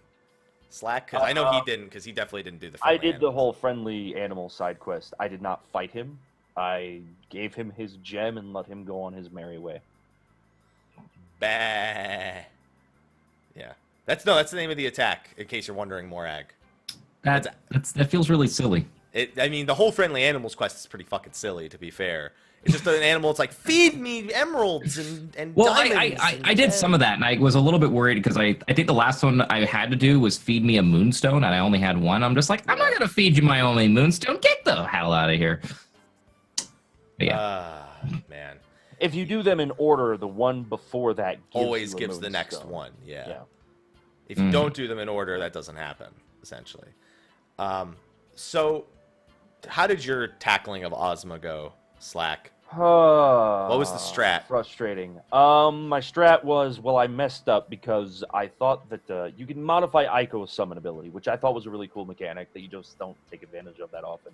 What you can do with Ico is that her carbuncle can give your party different buffs depending on what add-on she has equipped. So if you have the Emerald, for example, that gives your whole party haste. And then you can have one with Shell and so on. And so what I did was we set the whole party up so that we would be absorbing dark damage, I think. I had Return Magic on Amaranth. So every time we would get Doomsdayed, we'd fire back. He'd hurt himself for a chunk of damage, and then we would fire back for an extra like 5,000 to 7,000 from Amaranth. Yeah. That really helps speed up that fight. Problem is, he would almost never do Doomsday. It's like a 1% chance that he casts the spell or something. I don't know what the odds of it are. He can only do it on odd numbered turns. Okay. So 1, 3, 5, 7, and then it's still randomly chosen from whatever other From moves he can only do on odd numbered turns. So there was that. There is we guarded against some statuses for Curse, but you can't remedy away Berserk apparently. No, only Gasol greens, and that's I learned that during the last fight. Oh, I forgot about the Gasol greens. I needed to use those. That's what it was. So I was trying to use Dragon Crest on what's her face Freya. on Freya, and then he would fire back with Berserk, and I was like, okay, that's not a problem because I'm using Emerald Light. Except when you have it set up to do haste, Carbuncle doesn't reflect. also use Reflect. And I didn't realize that at first. I was like, oh, I guess Reflect is just wearing off really fast because of the way the FF9, ATB, and buff mechanics were. And it wasn't until way later was like, no, I just used Carbuncle. I should have Reflect. Oh, totally Yeah. riding the effect entirely. And at I that actually point, I ended up equipped- beating him like the next fight. I actually equipped reflect rings to everyone to make sure that in case he casts Berserk on them, that was not a problem. I would have just gone with the auto reflectability if I had known that, but That's I had what I a meant, whole system of skills equipped aside from that instead of that one. It's like, okay, I like this setup. This is really good. Went in with auto regen on everybody. Used Amaranth to throw things every once in a while, throw wing edges. I think on my winning run, I got to throw a whopping 2. Originally, I was gonna have him go around and use his auto life ability a bunch. Yeah. But it was just pointless. It was more like I'm going to hope that he doesn't do something stupid and kill a bunch of my team. Which is And pretty once much the that whole fight in a works- nutshell. Yeah, yeah. That auto life ability too. I also didn't know until the very last fight, and that helped me a lot during Grand Cross. I would For you imagine so. three Yeah. times. Oh yeah. I had a 3 times Doom on 3 out of my 4 characters once. That's fun. Ouch. Uh, We had one person. I had Amaranth, as a matter of fact, at a multiple level of 5, so that he would try to use level 5 Doom every once in a while, and then he'd be the only one to die. Everybody else would be fine. Yeah. And we had everybody equipped to absorb Dark, and then the Return Magic and Bird Killer and MP attack on Amaranth and Yeah. Zidane for swinging for over 9,000 damage. yeah, even though he's technically grounded here because of the friendly, he's still considered a flying enemy, so Bird Killer is effective. That was massive damage to him. Yeah. So that's it. That's the strategy right there. Yeah, that was pretty much it. And then we had enough abilities equipped that he would still try to like curse us, I guess. Yeah. That Except, comes down to it. yeah, because he didn't really have any other status effect things. So I mostly wanted to cover the effects of curse so that we didn't get totally screwed by that. Berserk and Mini together, by the way. You finally get him down to really low health, and then you Berserk Mini Freya runs up and swings at him for 40 damage, and he Curages himself for 7,000 HP. Yeah, so that's the other thing is once he's below half health, he has a 50% chance of countering with a Curaga, which can be anywhere from 6 to 9,000 of his health, which inflates essentially his effective health if you don't KO him really fast.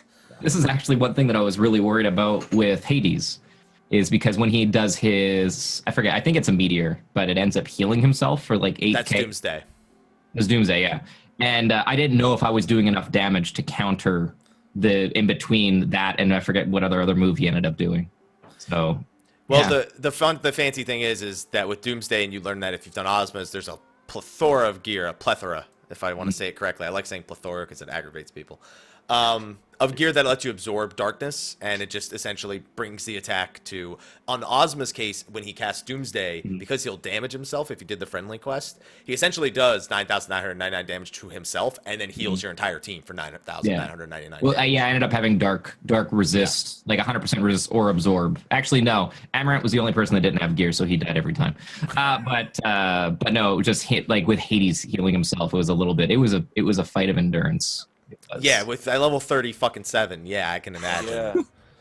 That's a whole different story. So one of the fun things, and you're gonna love this, Morag, because we've briefly been mentioning Ozma's means of interacting with the ATB gauge. That's where his main mechanic comes in. If he's ever not performing an action, as soon as you target him with an action, before you actually execute the action, his ATB gauge will always go to full, and he will perform his action before you. It's really dumb. Oh, On Yeah. top, so you know what? With that alone, they purposely programmed the ATB system to work like the way it does that. Yes. They did that on purpose just to screw with the player. For people that were brand new to the system or people that knew a little bit more about ATB, they did that on purpose, and that makes me hate it even more. And to boot, so basically, if you want to get multiple actions in on a single turn, as soon as he starts casting, that's when you execute all your actions, because you can't charge his ATB gauge to full while he's executing an action.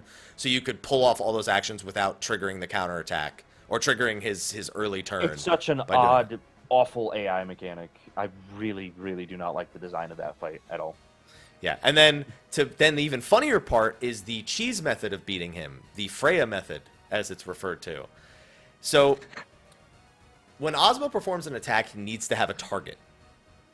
If Freya is the only character alive, and you jump, when he goes, he essentially only has 2 moves he's allowed to use. He can either use Doomsday, because it targets himself on top of the party, and she's up in the air and she takes no damage, so he's essentially just like, well, I guess I'll fucking kill myself real quick. Or he can cast Curaga. If he's above 26,000, if he's above half his health, he'll use Doomsday most of the time. I think he'll use Doomsday every time. If he's below 50%, he uses Curaga every time.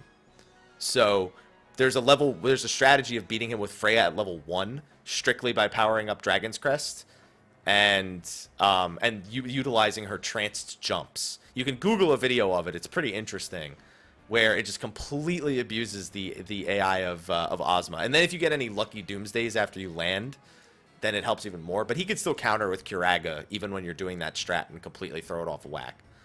So, there's stuff that I love and hate about this boss. It just says from you guys talking about it, because like the ultimate boss of 8 had like a set pattern, and that was cool. Like, you could figure out what you need to do and how you need to do it. That was fine. But with this fight, they literally want you to take full advantage of the game mechanics and figure out a way around it. I kind of have to applaud him for that, because the only other game that was kind of like that was like some of the fights like that were like, I don't know, like Ruby Weapon. But even then, Ruby Weapon was still fully automatable. Like, can you kill this as quickly as possible? But it's nice. You summon, yeah. Like at least with this boss fight, there's a little bit of tact to it. You have to actually react to some of it and figure out some of the really dumb possibilities of what could end up happening. I just have to go and say that they actually put a lot of solid effort into that to create a fight like that. He's stood the test of time. He is still as aggravating of a boss as ever, and he's one of those bosses that if you've ever tried to beat him, or even ever, you'll remember it forever. I think this was the first time that I've beaten him. Maybe. This was the first time. I didn't beat him as a kid. I didn't know any of that shit. I did. There's no way. I had no idea how. I didn't even know how the friendly enemy quest worked as a kid. So I just, what happened? I started a new game, and for reasons I'll never figure out, I started the game with 13 of Zidane's Ultima weapons. Yeah, this game does weird stuff like that. And so how I tried to beat him? I was just like, well, the only attack that I feel can do enough damage to him is Amarant's throw. So I just started throwing all my Ultima weapons at him. I never beat him doing that. Oh, man. And the squeaking is Slack's cat, if I'm not mistaken. No, that squeak toy. That's you? That's been you all these weeks? God damn it! I thought it was Slack. No, my chat will put to Ducky in chat every so often. This whole time I was like, oh, well, that's probably a pet toy. Well, he's got a cat. I guess it's his. No, just have it below the chair just so it's light. Yeah, I know. I've been hearing it this whole fucking time, and I've just been driving me crazy. Jesus Christ. I'm surprised it took you this long to finally. I just assumed it was his cat. I'm like, I'm not gonna say shut your fucking cat up.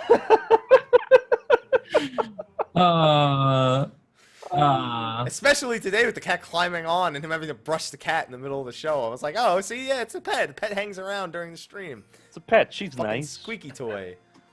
Okay. Well, now this whole fight, because I just, I've seen the ducky emote before, and it never fucking occurred to me because that's not a duck noise. That's a whack. That's a fucking, it's a squeak. I get it now. Yeah, exactly. Oh, man. So Ozma's one optional boss. There's quite a few of them, though. Quail is another one. He's part of, if you catch enough frogs with Queena, I believe you need to catch 100 frogs or something. Or no, I don't know, maybe Queenette's at 99. 99 something. Is, I think, when it caps. Yeah, I don't know if Queenette also needs to be, like, level 99 or 100 or something. I don't remember the exact conditions, but Quail actually has more health than Ozma, but is not as difficult of a fight. You have the friendly Yawn, who is by some considered to be second only to Ozma. He hits that hard. Like he's a monster. And then you have Hades, who if you actually, it's funny, if you've actually beaten Ozma, Hades goes, "What?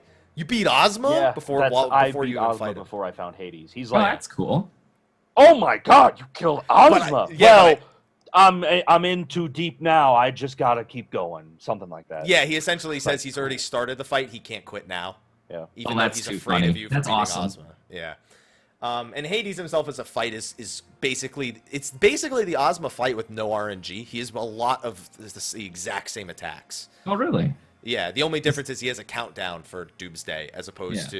to just doing it whatever the fuck he feels like. Yeah, because I know that he had it was like 3 attacks that were a little random, plus we would end up getting the like it would either be Doomsday or the other attack. I forget what the other one was. I think it was Curse. Yeah, he has Meteor, he has Curse, he has Doomsday, he has he's got things like level 4 this, level 3 that, etc., etc. So he's in many ways he's the easier Ozma. Like he's the fair Ozma. Yeah.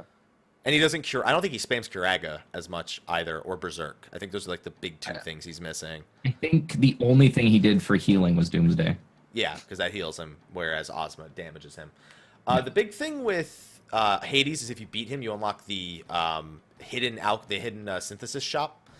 And there's some interesting items you can make there. One of them, oddly enough, is Save the Queen, which is actually Beatrix's weapon, which you can do absolutely nothing with other than throw using Amaranth. You can't equip it. And it doesn't give you an extra scene. There's another item in the game called the Mallet, which gives you an extra scene at the end of the game. It was a boring scene. It's a boring scene that serves absolutely no purpose. It's with Cinna, I assume, right? Yeah, it's Okay, them. I it's didn't them. get it because I made the tin armor, and then people Yeah. were like, "Oh, it's a scene. It's Cinna's weapon," and I was like, "Yeah, then I don't care at all." You not see decided someone here. die. I think what it is it shows them planning the play they're about to do in the final credit scene, and it shows them actually planning it, if I'm not mistaken. No, it's it hammered, shows them on stage. It's Hammer and it's performing it. Blank. It's this bonus scene with Blank. Yeah, More it shows specific. Blank dying in the play. In the play itself. Yeah, that's Yeah, you're the right. king Yeah. actually In other kills words, Blank, who was the main worthless. protagonist of it. But anyway, worthless scene. That's in no way felt incentivized for me to keep this hammer for whatever fucking reason. I kept it only because I didn't use Steiner, and I was like, I'm not gonna fucking make the tin armor. So. Yeah, I made the tin armor because of completion's sake. It's something to collect. It's his best armor. It was there. I kind of had to have it, even if I wasn't going to use him. Oh, then you needed the Excalibur too. That's what you're telling me. Hades is also another thing. Is the important thing is he is the gate to the Excalibur 2. He is the final challenge that stops you from the Excalibur 2. You have to get to him and defeat him in under the 12 hours. you In order- have to kill Hades for Excalibur 2? Yep. Yes. Oh, I thought it was just get to the room past it, kill that boss. No, it's Hades. Oh, so Yeah. what about the boss after that then? That's just the boss. That's just a No. boss. Yeah.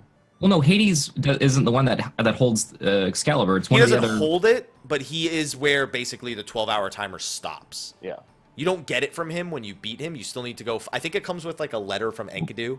No, there's a boss later in it's whatever boss ends up creating like the optical illusion before you have to. Oh, like, it's jump. Lich, not Hades. There Lich. Lich is the boss. Is yeah. it? Oh, okay. I thought it Yeah. was Hades. I was like confused. Like, no. All right, it's Lich.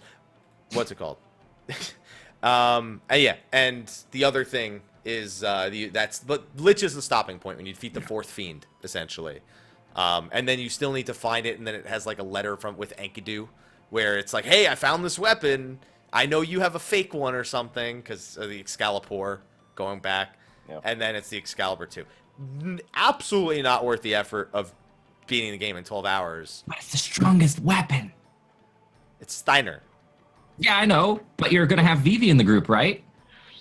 No. Probably not. Oh, okay. I guess we don't need the weapon then. Yeah. The other thing is that if you haven't been able to beat Ozma, Hades is the means to obtain Arc, the ultimate summon of the game, by taking a pumice piece you got from beating Arc earlier, and then I forget where the second pumice piece is from. You can also steal pumice pieces from Ozma Get a himself. few. I think I got one of mine from. Yeah, it's from the Chocographs. Yeah, I think it's from the One, Chocographs. there's 3. One from Choco. Yeah. One, you get one. From I beating got Arc. one. You get one from beating Ark as a boss in that temple in the third disc. And that's where I got my one piece from. Yeah. And then you can make Steal Ark. one from Ozma. Yeah, you could steal one from Ozma for, because pumice piece actually as a piece of equipment, not as, the completed pumice does have its own merits and reasons to equip. The big thing about Ark is, for one, summons in this game are kind of trash outside of abusing the ATB. Yeah. That's the big thing, like regen ticking in the middle of a summon animation is really the big reason why you use them. The other thing is he is the second or third longest. We've been discussing this for the past few weeks because Final Fantasy VII basically said, let's just make everything take really long animation-wise so people will be spectacled by it. Yes, spectacled. Spectacled. I can buy that over at Home Depot, right? Well, no, that's I need to put some spectacle up on my wall. No, well, because it's called spectacle because it's spectacular, but it's so spectacular that it tackles your being. Your specs? So it's spectacular. I don't wear glasses. Yeah, well, I'm good. That's why it spectacles me. And he's, I think, the third longest, only behind Supernova, which is, to this day, is always going to be, like, the longest one is Supernova. And the combined Magus Sisters, if you take their summoning animation and the actual entire Delta attack animation. It's quite long. So long that I may have decided to play the Power Rangers theme over it. And it fits way better than it should. Even though he's more of a transformer, I didn't even use the summon. I beat Ozma. I got the ability to learn Ark. It was right there in front of me. Never even bothered. I didn't do most of the summons in the game, unfortunately, because, like you said, they're just not that good. Yeah, I summoned Ark after that. I went through the whole, minute and 42-second animation, and it did, 5,000 damage. I forgot what item it is you need, because, all the summons in this game, you need items stacked in your inventory to power them up. If you do, they can do 9,999 damage if you stack up the items. I forget what his is, because I don't think Ark's is... It's not pumice pieces, clearly, because there's only 3 in the game. I don't remember what it is that scales Ark's damage, but I'm sure my chat will tell me in just a minute or two or something like that. Actually, did you guys use and abuse the Phoenix passive at all? No. I mean, that's what we were talking about earlier with Ozma. If Meteor just RNG kills you on the first turn and you don't have Ico with Auto Phoenix, then that's essentially you just getting an insta-game over. Yeah, you can't even get that up to 30%. I think it caps at a 28% chance or something. Something like You're that. better off just bringing Amaranth with auto regen then. Yeah. Or auto life. Yeah. Yeah, sometimes he dicks you over because here's the thing. What happens because of Ozma's AI is you have that auto life, fantastic, and then you essentially have to wait till Ozma executes another attack after everyone's been auto lifed. There's no way for you to then perform it again before he gets another turn. And so you're up to hoping essentially he doesn't use an attack they're gonna cripple you to the point where you can't execute again. Whereas Auto Phoenix, it's just I have a 28% chance and that's it. I got fingers crossed. Exactly. So it's Ark. I mean, there's a lot of shit going on in this game. in terms of what mini games, the way the AI works, the way the enemies work, the way the fucking leveling works with the armor. It's better than 8, where it felt like none of this mattered to a degree. Yeah, I'd go with that. Yeah. Play cards, be good, essentially.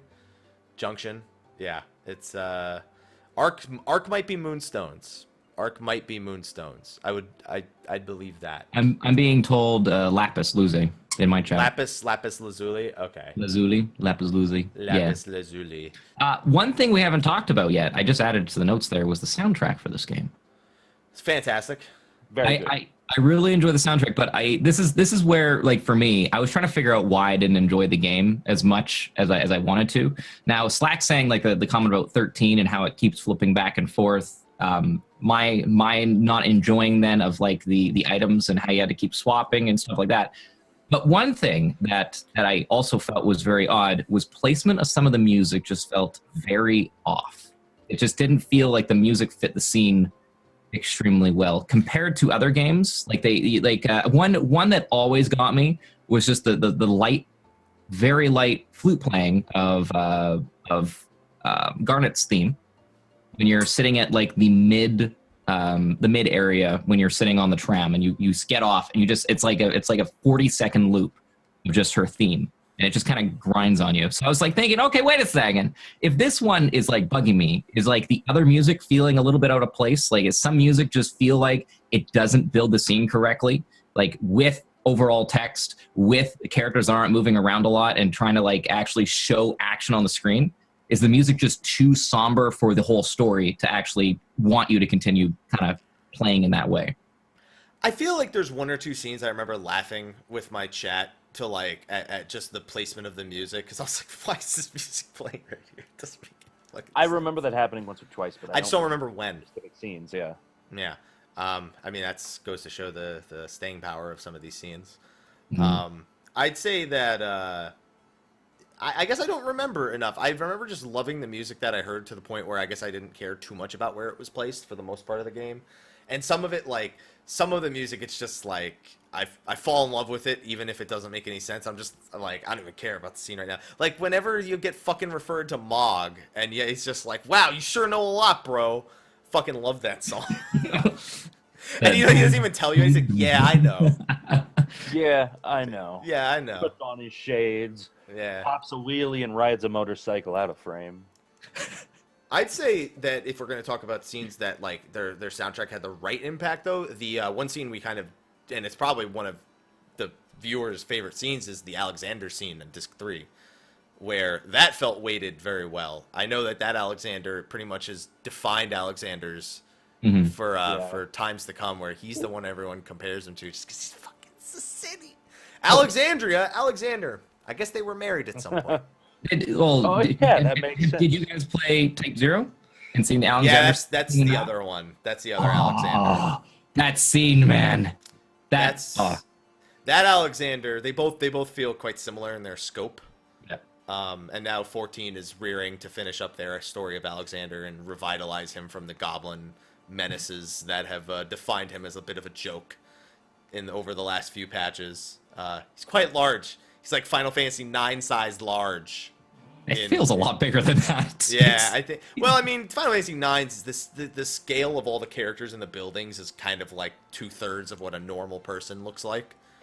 So maybe Alexander is scaled the same way.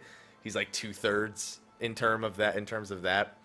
And then that's another one. The open world music when the Moogle threatens you is also great. Like, you're just listening to the open world music, and then it's like, I'm sharpening my knife, Kupo.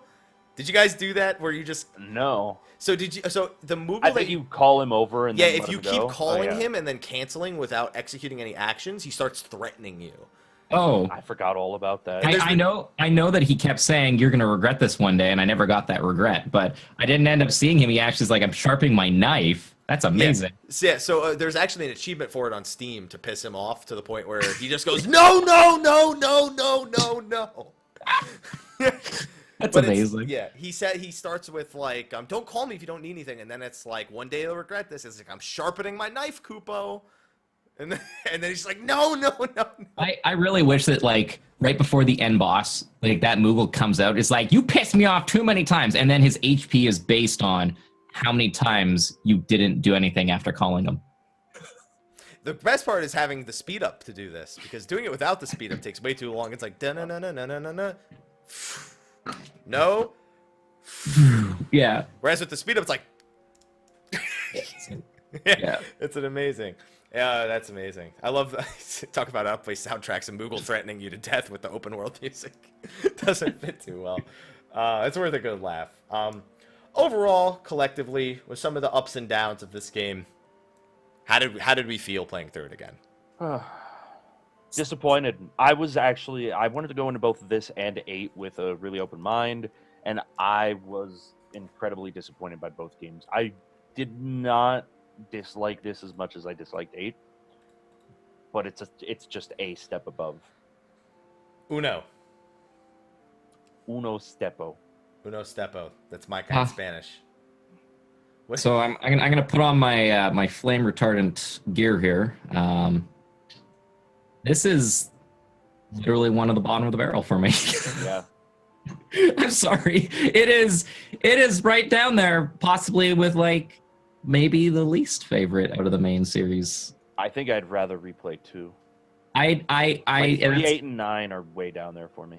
like 3 had some really cool stuff. Like 2 and 9 for me are a little weird.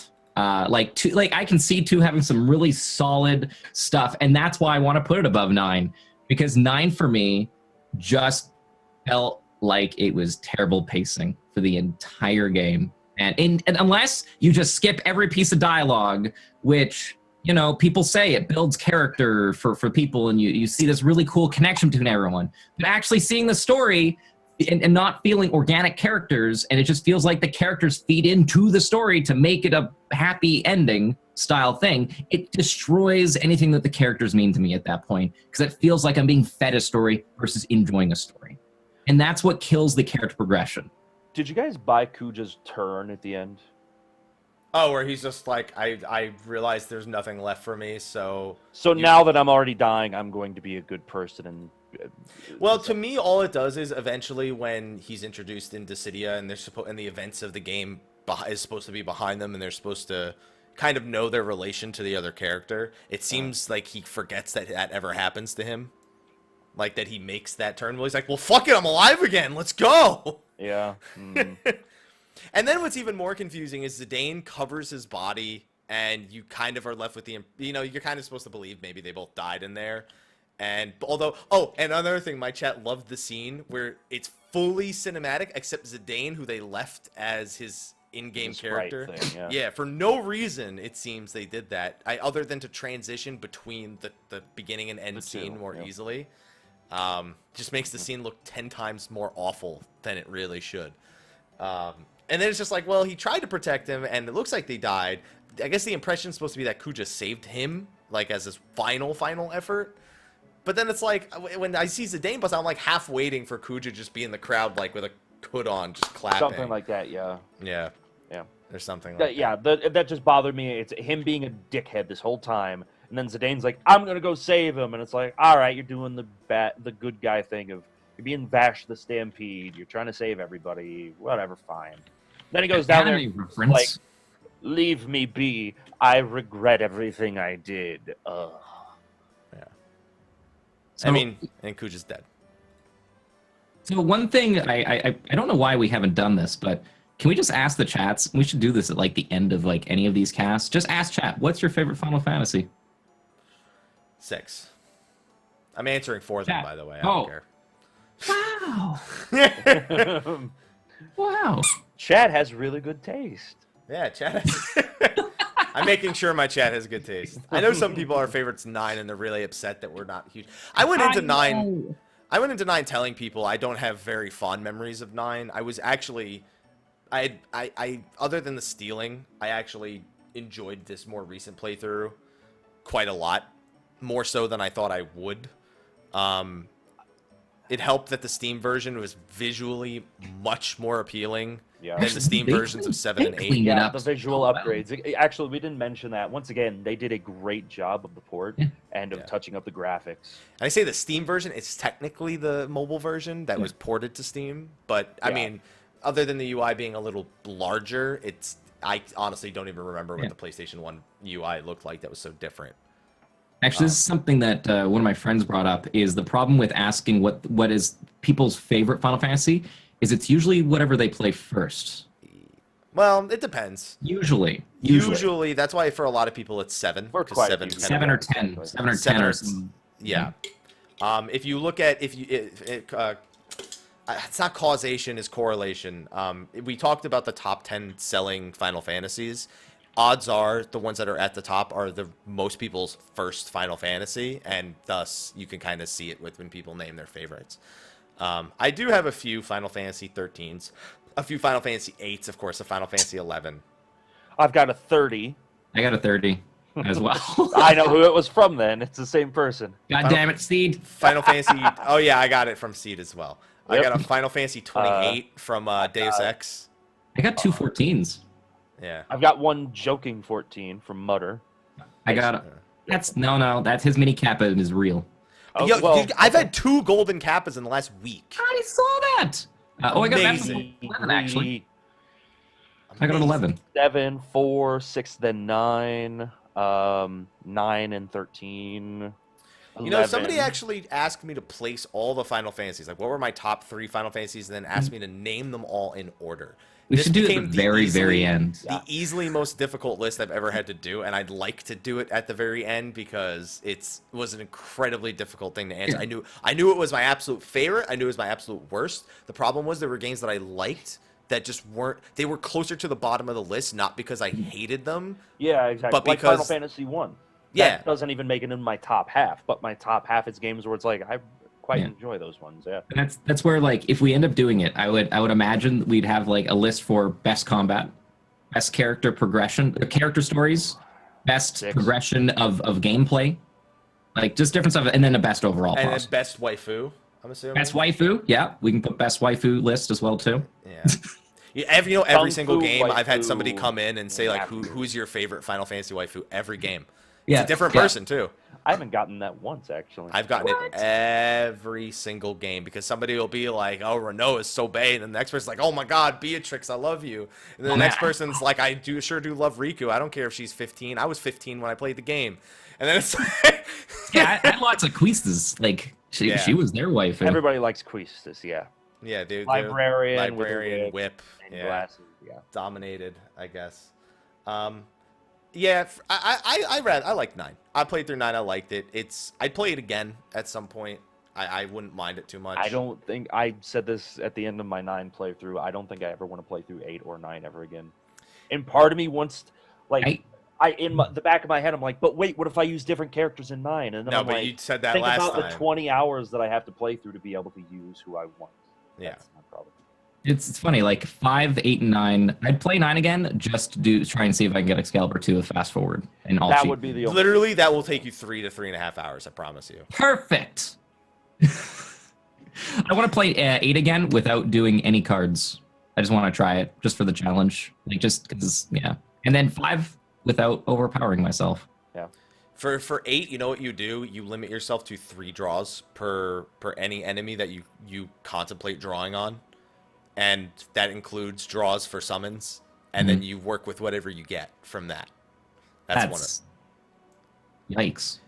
yeah. That's an And interesting challenge. And then draw points. Draw points are I think fair game, but some of them aren't respawnable. So you can't can break yourself still, but it's harder.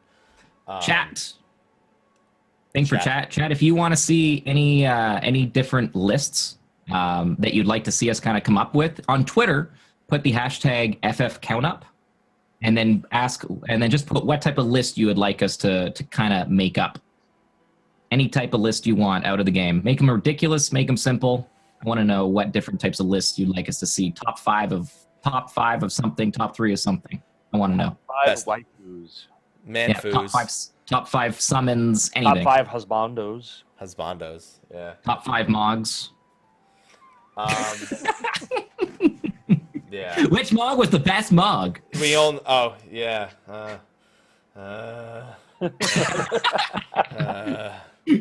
What one's going to be at the bottom of the list? Next week's gonna be a fun one because next week we get to talk about Final Fantasy X, I'm and that's one of my favorites. That's up there in my top 3. I don't think it would be top 3 for me, but probably top 5. every time I play through it, I'm enjoying it more and more and more. Like I just got to Thunder Plane. I might do the Lightning Strike right now, but I might wait until I get Encounter None first. I would recommend, honestly, even if you want to the Steam cheat version? and hit the Encounter None button, just get to 50. Like getting to Actually, 50 when you first yeah, I go guess through. turning on Encounter None and doing it would be kind of fair game right now. Yeah. Essentially, you're just bypassing the need to put it on your armor because Yeah. it's in the game as a function. You can't do it that early. Yeah, I'll probably do that then today. We'll see what happens. I want to do 200 though.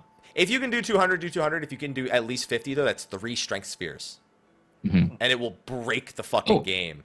Have you guys been using Expert or Standard? Yep.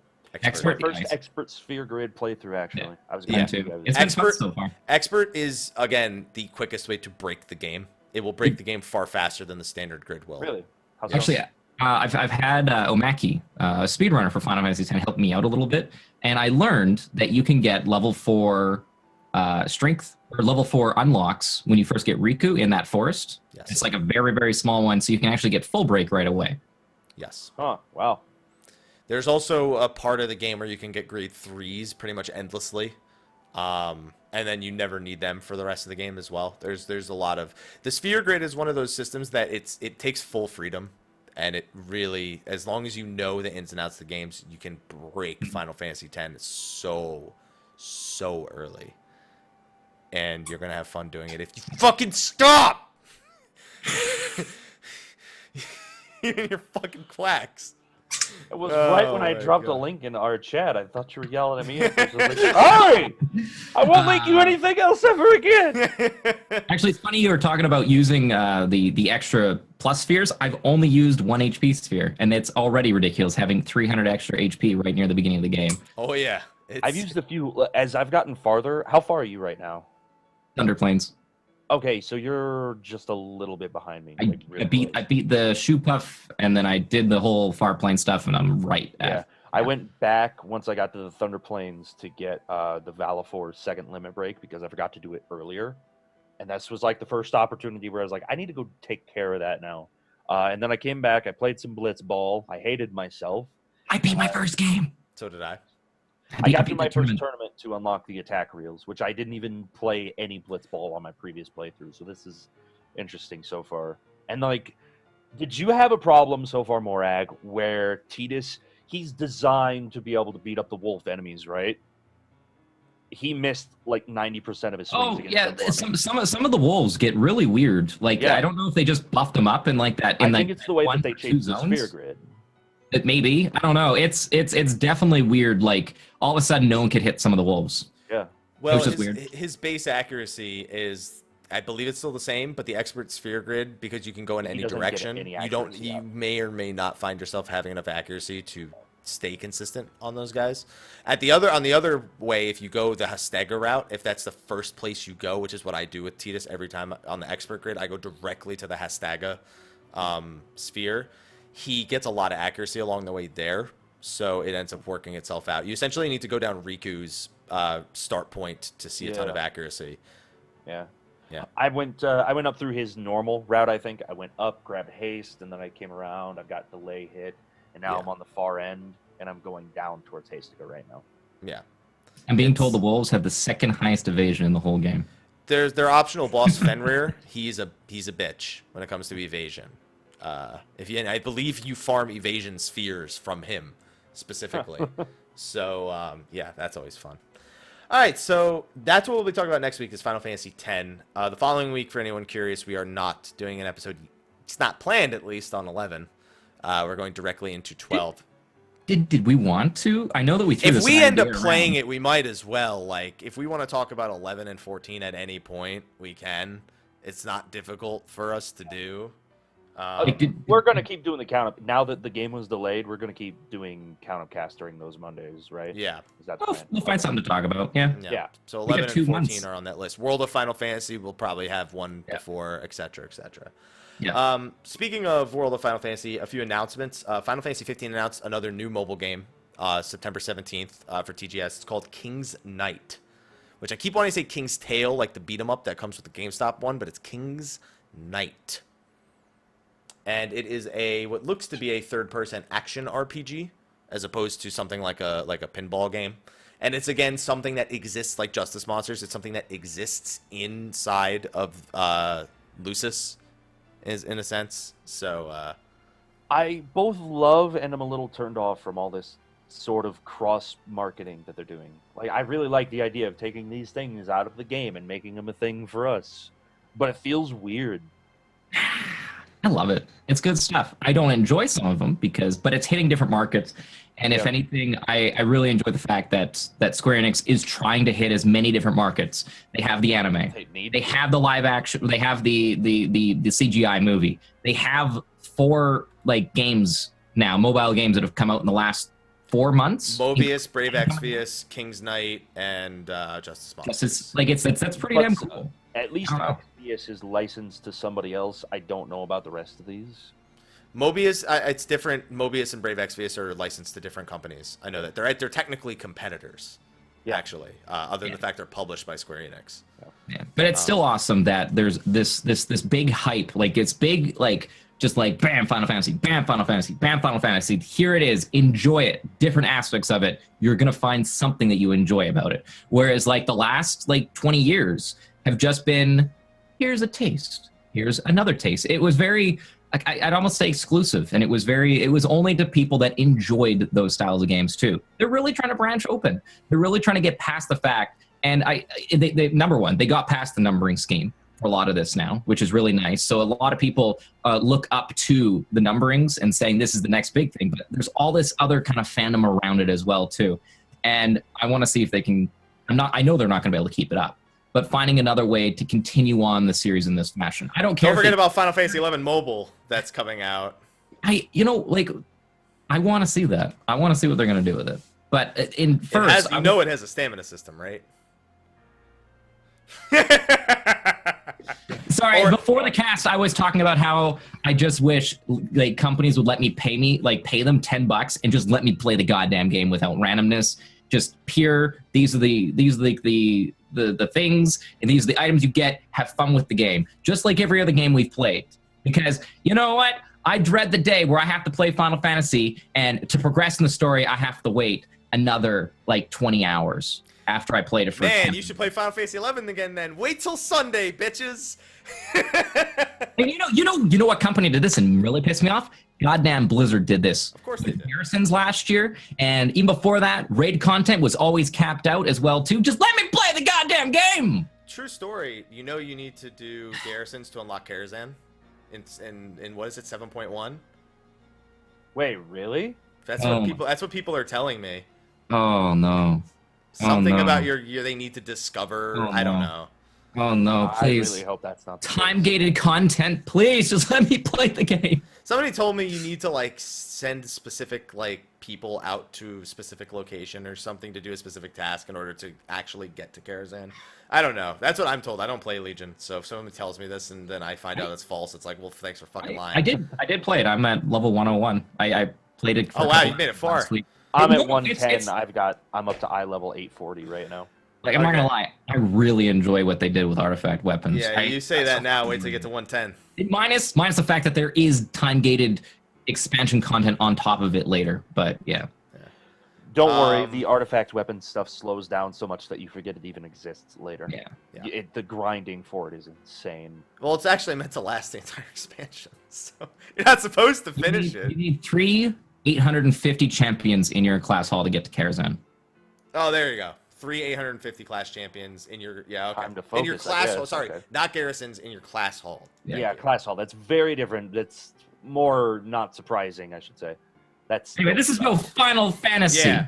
Well, I mean, it's RPGs. We're good to go. MMO mechanics, etc. The other big announcement is Brotherhood Episode 5. It's the final episode prior to the game's launch that was supposed to be in, fucking 2 weeks. like in 11 days. But it's not anymore. Yeah, Brotherhood Episode 5. I already know what happens. I'll just tell everyone. Make sure you play Platinum Demo. It's important. Not that important, but it's interesting. You'll understand when you watch it. You don't I think I already have an idea. But... No, I don't know that you do. Okay. Trust me. I would have to. My guess would be something with Leviathan. No. No. You're not even close. Okay. You're not even close. Shut up. Morag, what do you got?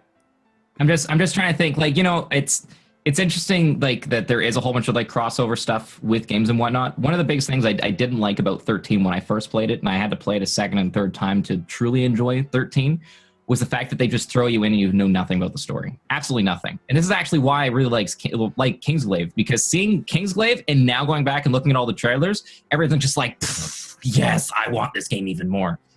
Just seeing some more of the backstory and understanding how the characters got to where they are, especially with the trailers, especially that Tokyo Game Show trailer. So that Tokyo Game Show trailer features some scenes from the 5 minutes that I mentioned that weren't previewed prior. There's some stuff in there that you're just like, wait a second, how are they getting to that from what we already know? And it's just like, yes, I want more of this. And seeing some characters talking in very particular spots, and you're just like, wait, how are they there? What is this? Where are they? Type of stuff. Kind of like that first 5 seconds of the trailer in the mysterious black mechanical place. Yeah, I know exactly what you're talking about with that one. And Brotherhood again ties into a lot of that. So you'll get that feeling. You'll sort of start tying things together from the 5th episode of Brotherhood. I haven't touched Brotherhood at all. I watched like the first half of the first episode. I'm like, no. And now that all 5 are out, you should, because they all tie together pretty important in a pretty important way. So I would probably, now that all 5 of them are out, there's supposed to be, I believe, a 6th episode that comes with the Ultimate Edition. But this feels like a completed short series of anime. Okay, fair enough then. What do you watch? There's another episode coming. It still feels. Yeah, it feels like that 6th episode. I don't know what it'll be about. Yeah. I had a question here. It's like I can't keep track of Final Fantasy 15. What do I watch first? Watch it all. It really doesn't matter. I would say if I had to pick something, Kingsglaive first, then watch Brotherhood, then watch all the trailers. Watch all the trailers. Yeah, ending with the TGS trailer. Yeah. The current TGS trailer. I would say that's the trailer's optimal order. Good. In terms of like Justice Monsters or King's Tale or King's Knight, don't worry about any of that. That's stuff that exists in Lucis, but doesn't actually, It doesn't contribute. Yeah. It doesn't contribute. So don't worry about any of that stuff. Definitely not. Yeah, actually, episode 1 of Brotherhood, then Kingsglaive might be the best idea before watching 2 through 5. That's actually a better order. Episode 1, then Kingsglaive, and then 2 through 5. Yeah, I think that's a better order. Okay. But anyway, unless you guys have other announcements that happened during the week, or if anything at TGS, that you were interested at, and things that counting up to Final Fantasy 15 or brushing your cat, whatever it is, you want to do or say, yeah. I want to ask chat for people that, if you have or haven't watched Kingsglaive, so if you haven't, just say no, you haven't. But for the people that liked it, scale from 1 to 5, how much did you like it? Kingsglaive? Yeah. 4 for me. I'll go with a 4 too. I'll go with a solid 4. I just didn't like what's his name's voice, the bigger guy. Glocka? Blanca? Glocka. Glocka. The general. Blanca? No. The guy from Brazil? No, he was fine. It was. You mean the glaive? Yeah. Yeah. Okay. One I didn't like that his voice. decides to be good but bad and so confused. Yeah. His voice just didn't fit. His voice did not fit. I don't know why. A lot of but no, I'm happy to watch that movie before the game came out. Like that tied me over for that 2-month break. I'm gonna watch it again the week prior to it coming out, probably. Yeah, the whole week prior, I'm just gonna sit down and be like, I'm gonna watch this, then this, then this. I'm gonna replay. As much as I'll probably regret it, I'll probably replay to Sky. I'll probably replay Platinum. I'll probably watch Brotherhood and Kingsglaive and all that again, etc., etc. I don't know if I want to touch the Sky again because the combat's so different. Just like with the timing and everything. I don't think that bothers me in particular. But I could see why that would bother somebody else. Even going from Sky to Platinum, you get a lot of that. And then at GameStop Expo last Wednesday, there's just no fucking line to play that hour demo, by the way. Oh, what? Damn. So you could have just walked. And it was even funnier. People would finish the hour demo, and then someone would just pick up and continue playing. So I saw people fucking 4 hours into the game because that demo is technically 15 hours long. There's 15 hours worth of gameplay in that demo. So somebody could have sat there the whole fucking day because there's no line and just fucking played through the first, 10 hours of the game if they wanted to. Real quick. Oh, sorry, go. I was going to say, meanwhile, the Atlas booth is throwing Demon Souls copies at people. Old PS3 copies yes, of it? Yes, PS3 it's the only copies that exist, yeah. I know, I was just wondering, it's did they have a mysterious update? PCs have a game code. They said, we have games from Sega, we have games from us, just of all these games. We're giving them out. Here you go. Yeah. Don't worry, for the lists, if you have gone and done the hashtag FF count up and put one of your top lists that you want to get us to talk about, don't worry. We'll talk about them in the upcoming casts. Yeah, not today. Not today. 2 hours. Yeah, time to actually make our top 3. Yeah, so again, make sure to go tweet out. Doesn't matter if you tag one of us, but make sure to put the hashtag FF count up because that's how we go and search it afterwards of the top lists that you would love to see for anything in the Final Fantasy anthology, in the whole series. Everything. Not just 5 or 6 because that's the actual anthology.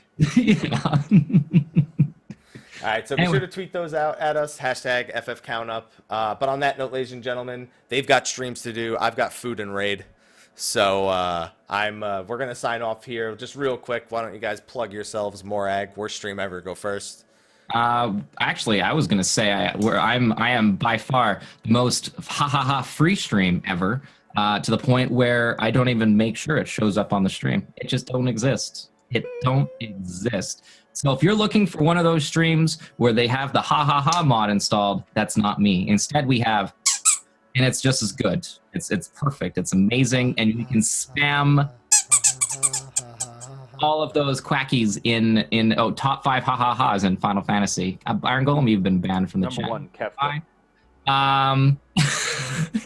But yeah, no, make sure to come check it out. Anywhere from 6 to like 20 hours a day of streaming. I'm not even joking. I'm Slackaholicus, slackaholicus.tv. I've got the best cat ever. I'm playing Final Fantasy X. It's so cute. The best. Give me the face. All right. I don't know. We have Haas. We have so much Haas that if you tip $19.99, you get to hear the Japanese Titus laugh. Because I'm a terrible person. It's enabled. It's there. I've actually got an emote of that. I saw that. It was too good. It was being spammed in my chat. I know you do. Yeah. Damn it! It's being stupid emote. Anyway. And then I'm the other guy. He's the other guy. Free. No one cares. I'm Mr. Happy. You could find me anywhere. Mr. Happy 127, Twitter, Facebook, Twitch, YouTube, now Instagram because I've made one of those finally, and I'm taking pictures of things just for the sake of having one. What? You sound like the most depressed stream right now. Because it's Instagram. Mr. Yeah, well, Happy. I'm the other guy. I'm smiling while I say it though, so it's like happy depression. There you go. And then I'm on Final Fantasy 12 currently. I am in the final dungeon, but I still have Yasmat, Hellworm, a handful of hunts, Ultima, and Zodiark to beat. Are you going for all of the extra bosses? I told you I'm AFK fighting Yasmat. I'm gonna turn on the fight. I'm gonna walk away from the stream. Are you gonna like put it on like another stream, or are you just gonna? No, put it I'm on gonna. another It's gonna be my stream. And I already found a better strategy for literally doing nothing that whole fight. If you equip a Yagyu Darkblade and you have black masks on, you can attack yourself to heal yourself. So you just set a gambit that when under 100% HP, that character will attack themselves. What? And they will heal themselves. And the more critical their HP, the higher their combo rate. And it's the highest combo rate type of weapon in the game. So you can you don't even need, you can use you could save MP just by doing that. I really hope that I have like a change of mind of how much I liked but hated the Gambit system in 12, and I'm just gonna find ways to just have fun. Man, you should not watch my stream when I'm doing the jelly. No, trick. I don't. I'm not gonna. I've actually been purposely avoiding watching any of your strats for 12, especially. Definitely not, because it's gonna ruin every hope you have of not cheating the fuck out of this game. I have no holds bar. Fuck, I got Zodiac Spear at level like 32. I've had Maximilians, which is like the second best armor in the game since like level 40. Like it completely shattered this game in half. That should be good then. I'm looking forward to it. I'll probably end up spending like 2 weeks on 12 just thinking about this right now. Yeah, and I've been cheating too with the leveling, the AFK leveling, and it's still taken a ridiculous amount of time. Yeah. Is anyone for 10 going to be doing penance? I may go back and do it. I have a save file that's sitting at penance essentially, waiting to be Yojimbo'd. Although people tell me that you can't Yojimbo the Steam version of penance. I don't know if that holds any merit. In which case, I won't do it because he's so fucking boring of a fight. Probably be answered here in like 20 seconds. Yeah, probably. I'm thinking about doing some of the bonus stuff for 10. I haven't decided yet. With the speed up and auto battle, farming up monsters won't be that bad. Farming up levels won't be that bad. I don't know. Yeah. Let me tell you, farming up the fucking spheres from Greater Sphere and Earth Eater still fucking sucks with speed up. Trust me. Trust me. Those fights are garbage. And you need to do them so much because one of them drops luck spheres to put luck on the grid, and the other one drops fortune spheres. The problem is you need if you have 60 luck spheres, you need 180 fortune spheres for 3 characters because that's just Yeah, that's the way that the Oh. Lux. By the way, I don't know if you guys have seen it, but I didn't know this existed. But online, there is a straightened out sphere grid match actually, I maps, looked which that is up. really freaking helpful. Yeah, I've seen that. The straightened out sphere grid, it really shows off why the original sphere grid is pretty lame. Yep. Agreed. Lame. What's lame? Sorry, I missed it. Standard I had... sphere grid. The standard sphere grid, it's basically just a straight arrow for every character. Oh, fair enough. Until you get to unlock spheres. Yeah. Understandable. Yeah. All right. On that note, ladies and gentlemen, we're going to sign off. Thank you for joining us. Be sure to watch these two as they beat their way through Final Fantasy X. Everyone knows it's a favorite for a lot of people. So, Save by Saber. although this lame mode won't let you laugh in his chat, just you'll get through it. You'll figure it out. You'll figure it out. All right, everyone. Thank you for joining us. We'll see you next week for some Final Fantasy X talk. Ha ha ha ha ha. I want to hurt you. This is one broadcast that you can't stop. I can't smack you right now. I'm trying to do I can't do it. Nothing with my mouse works. No, you cannot. See you guys next week. See you guys. Peace. I can't reach my thing to switch scenes. I'm stuck forever. Saber, it's time to go.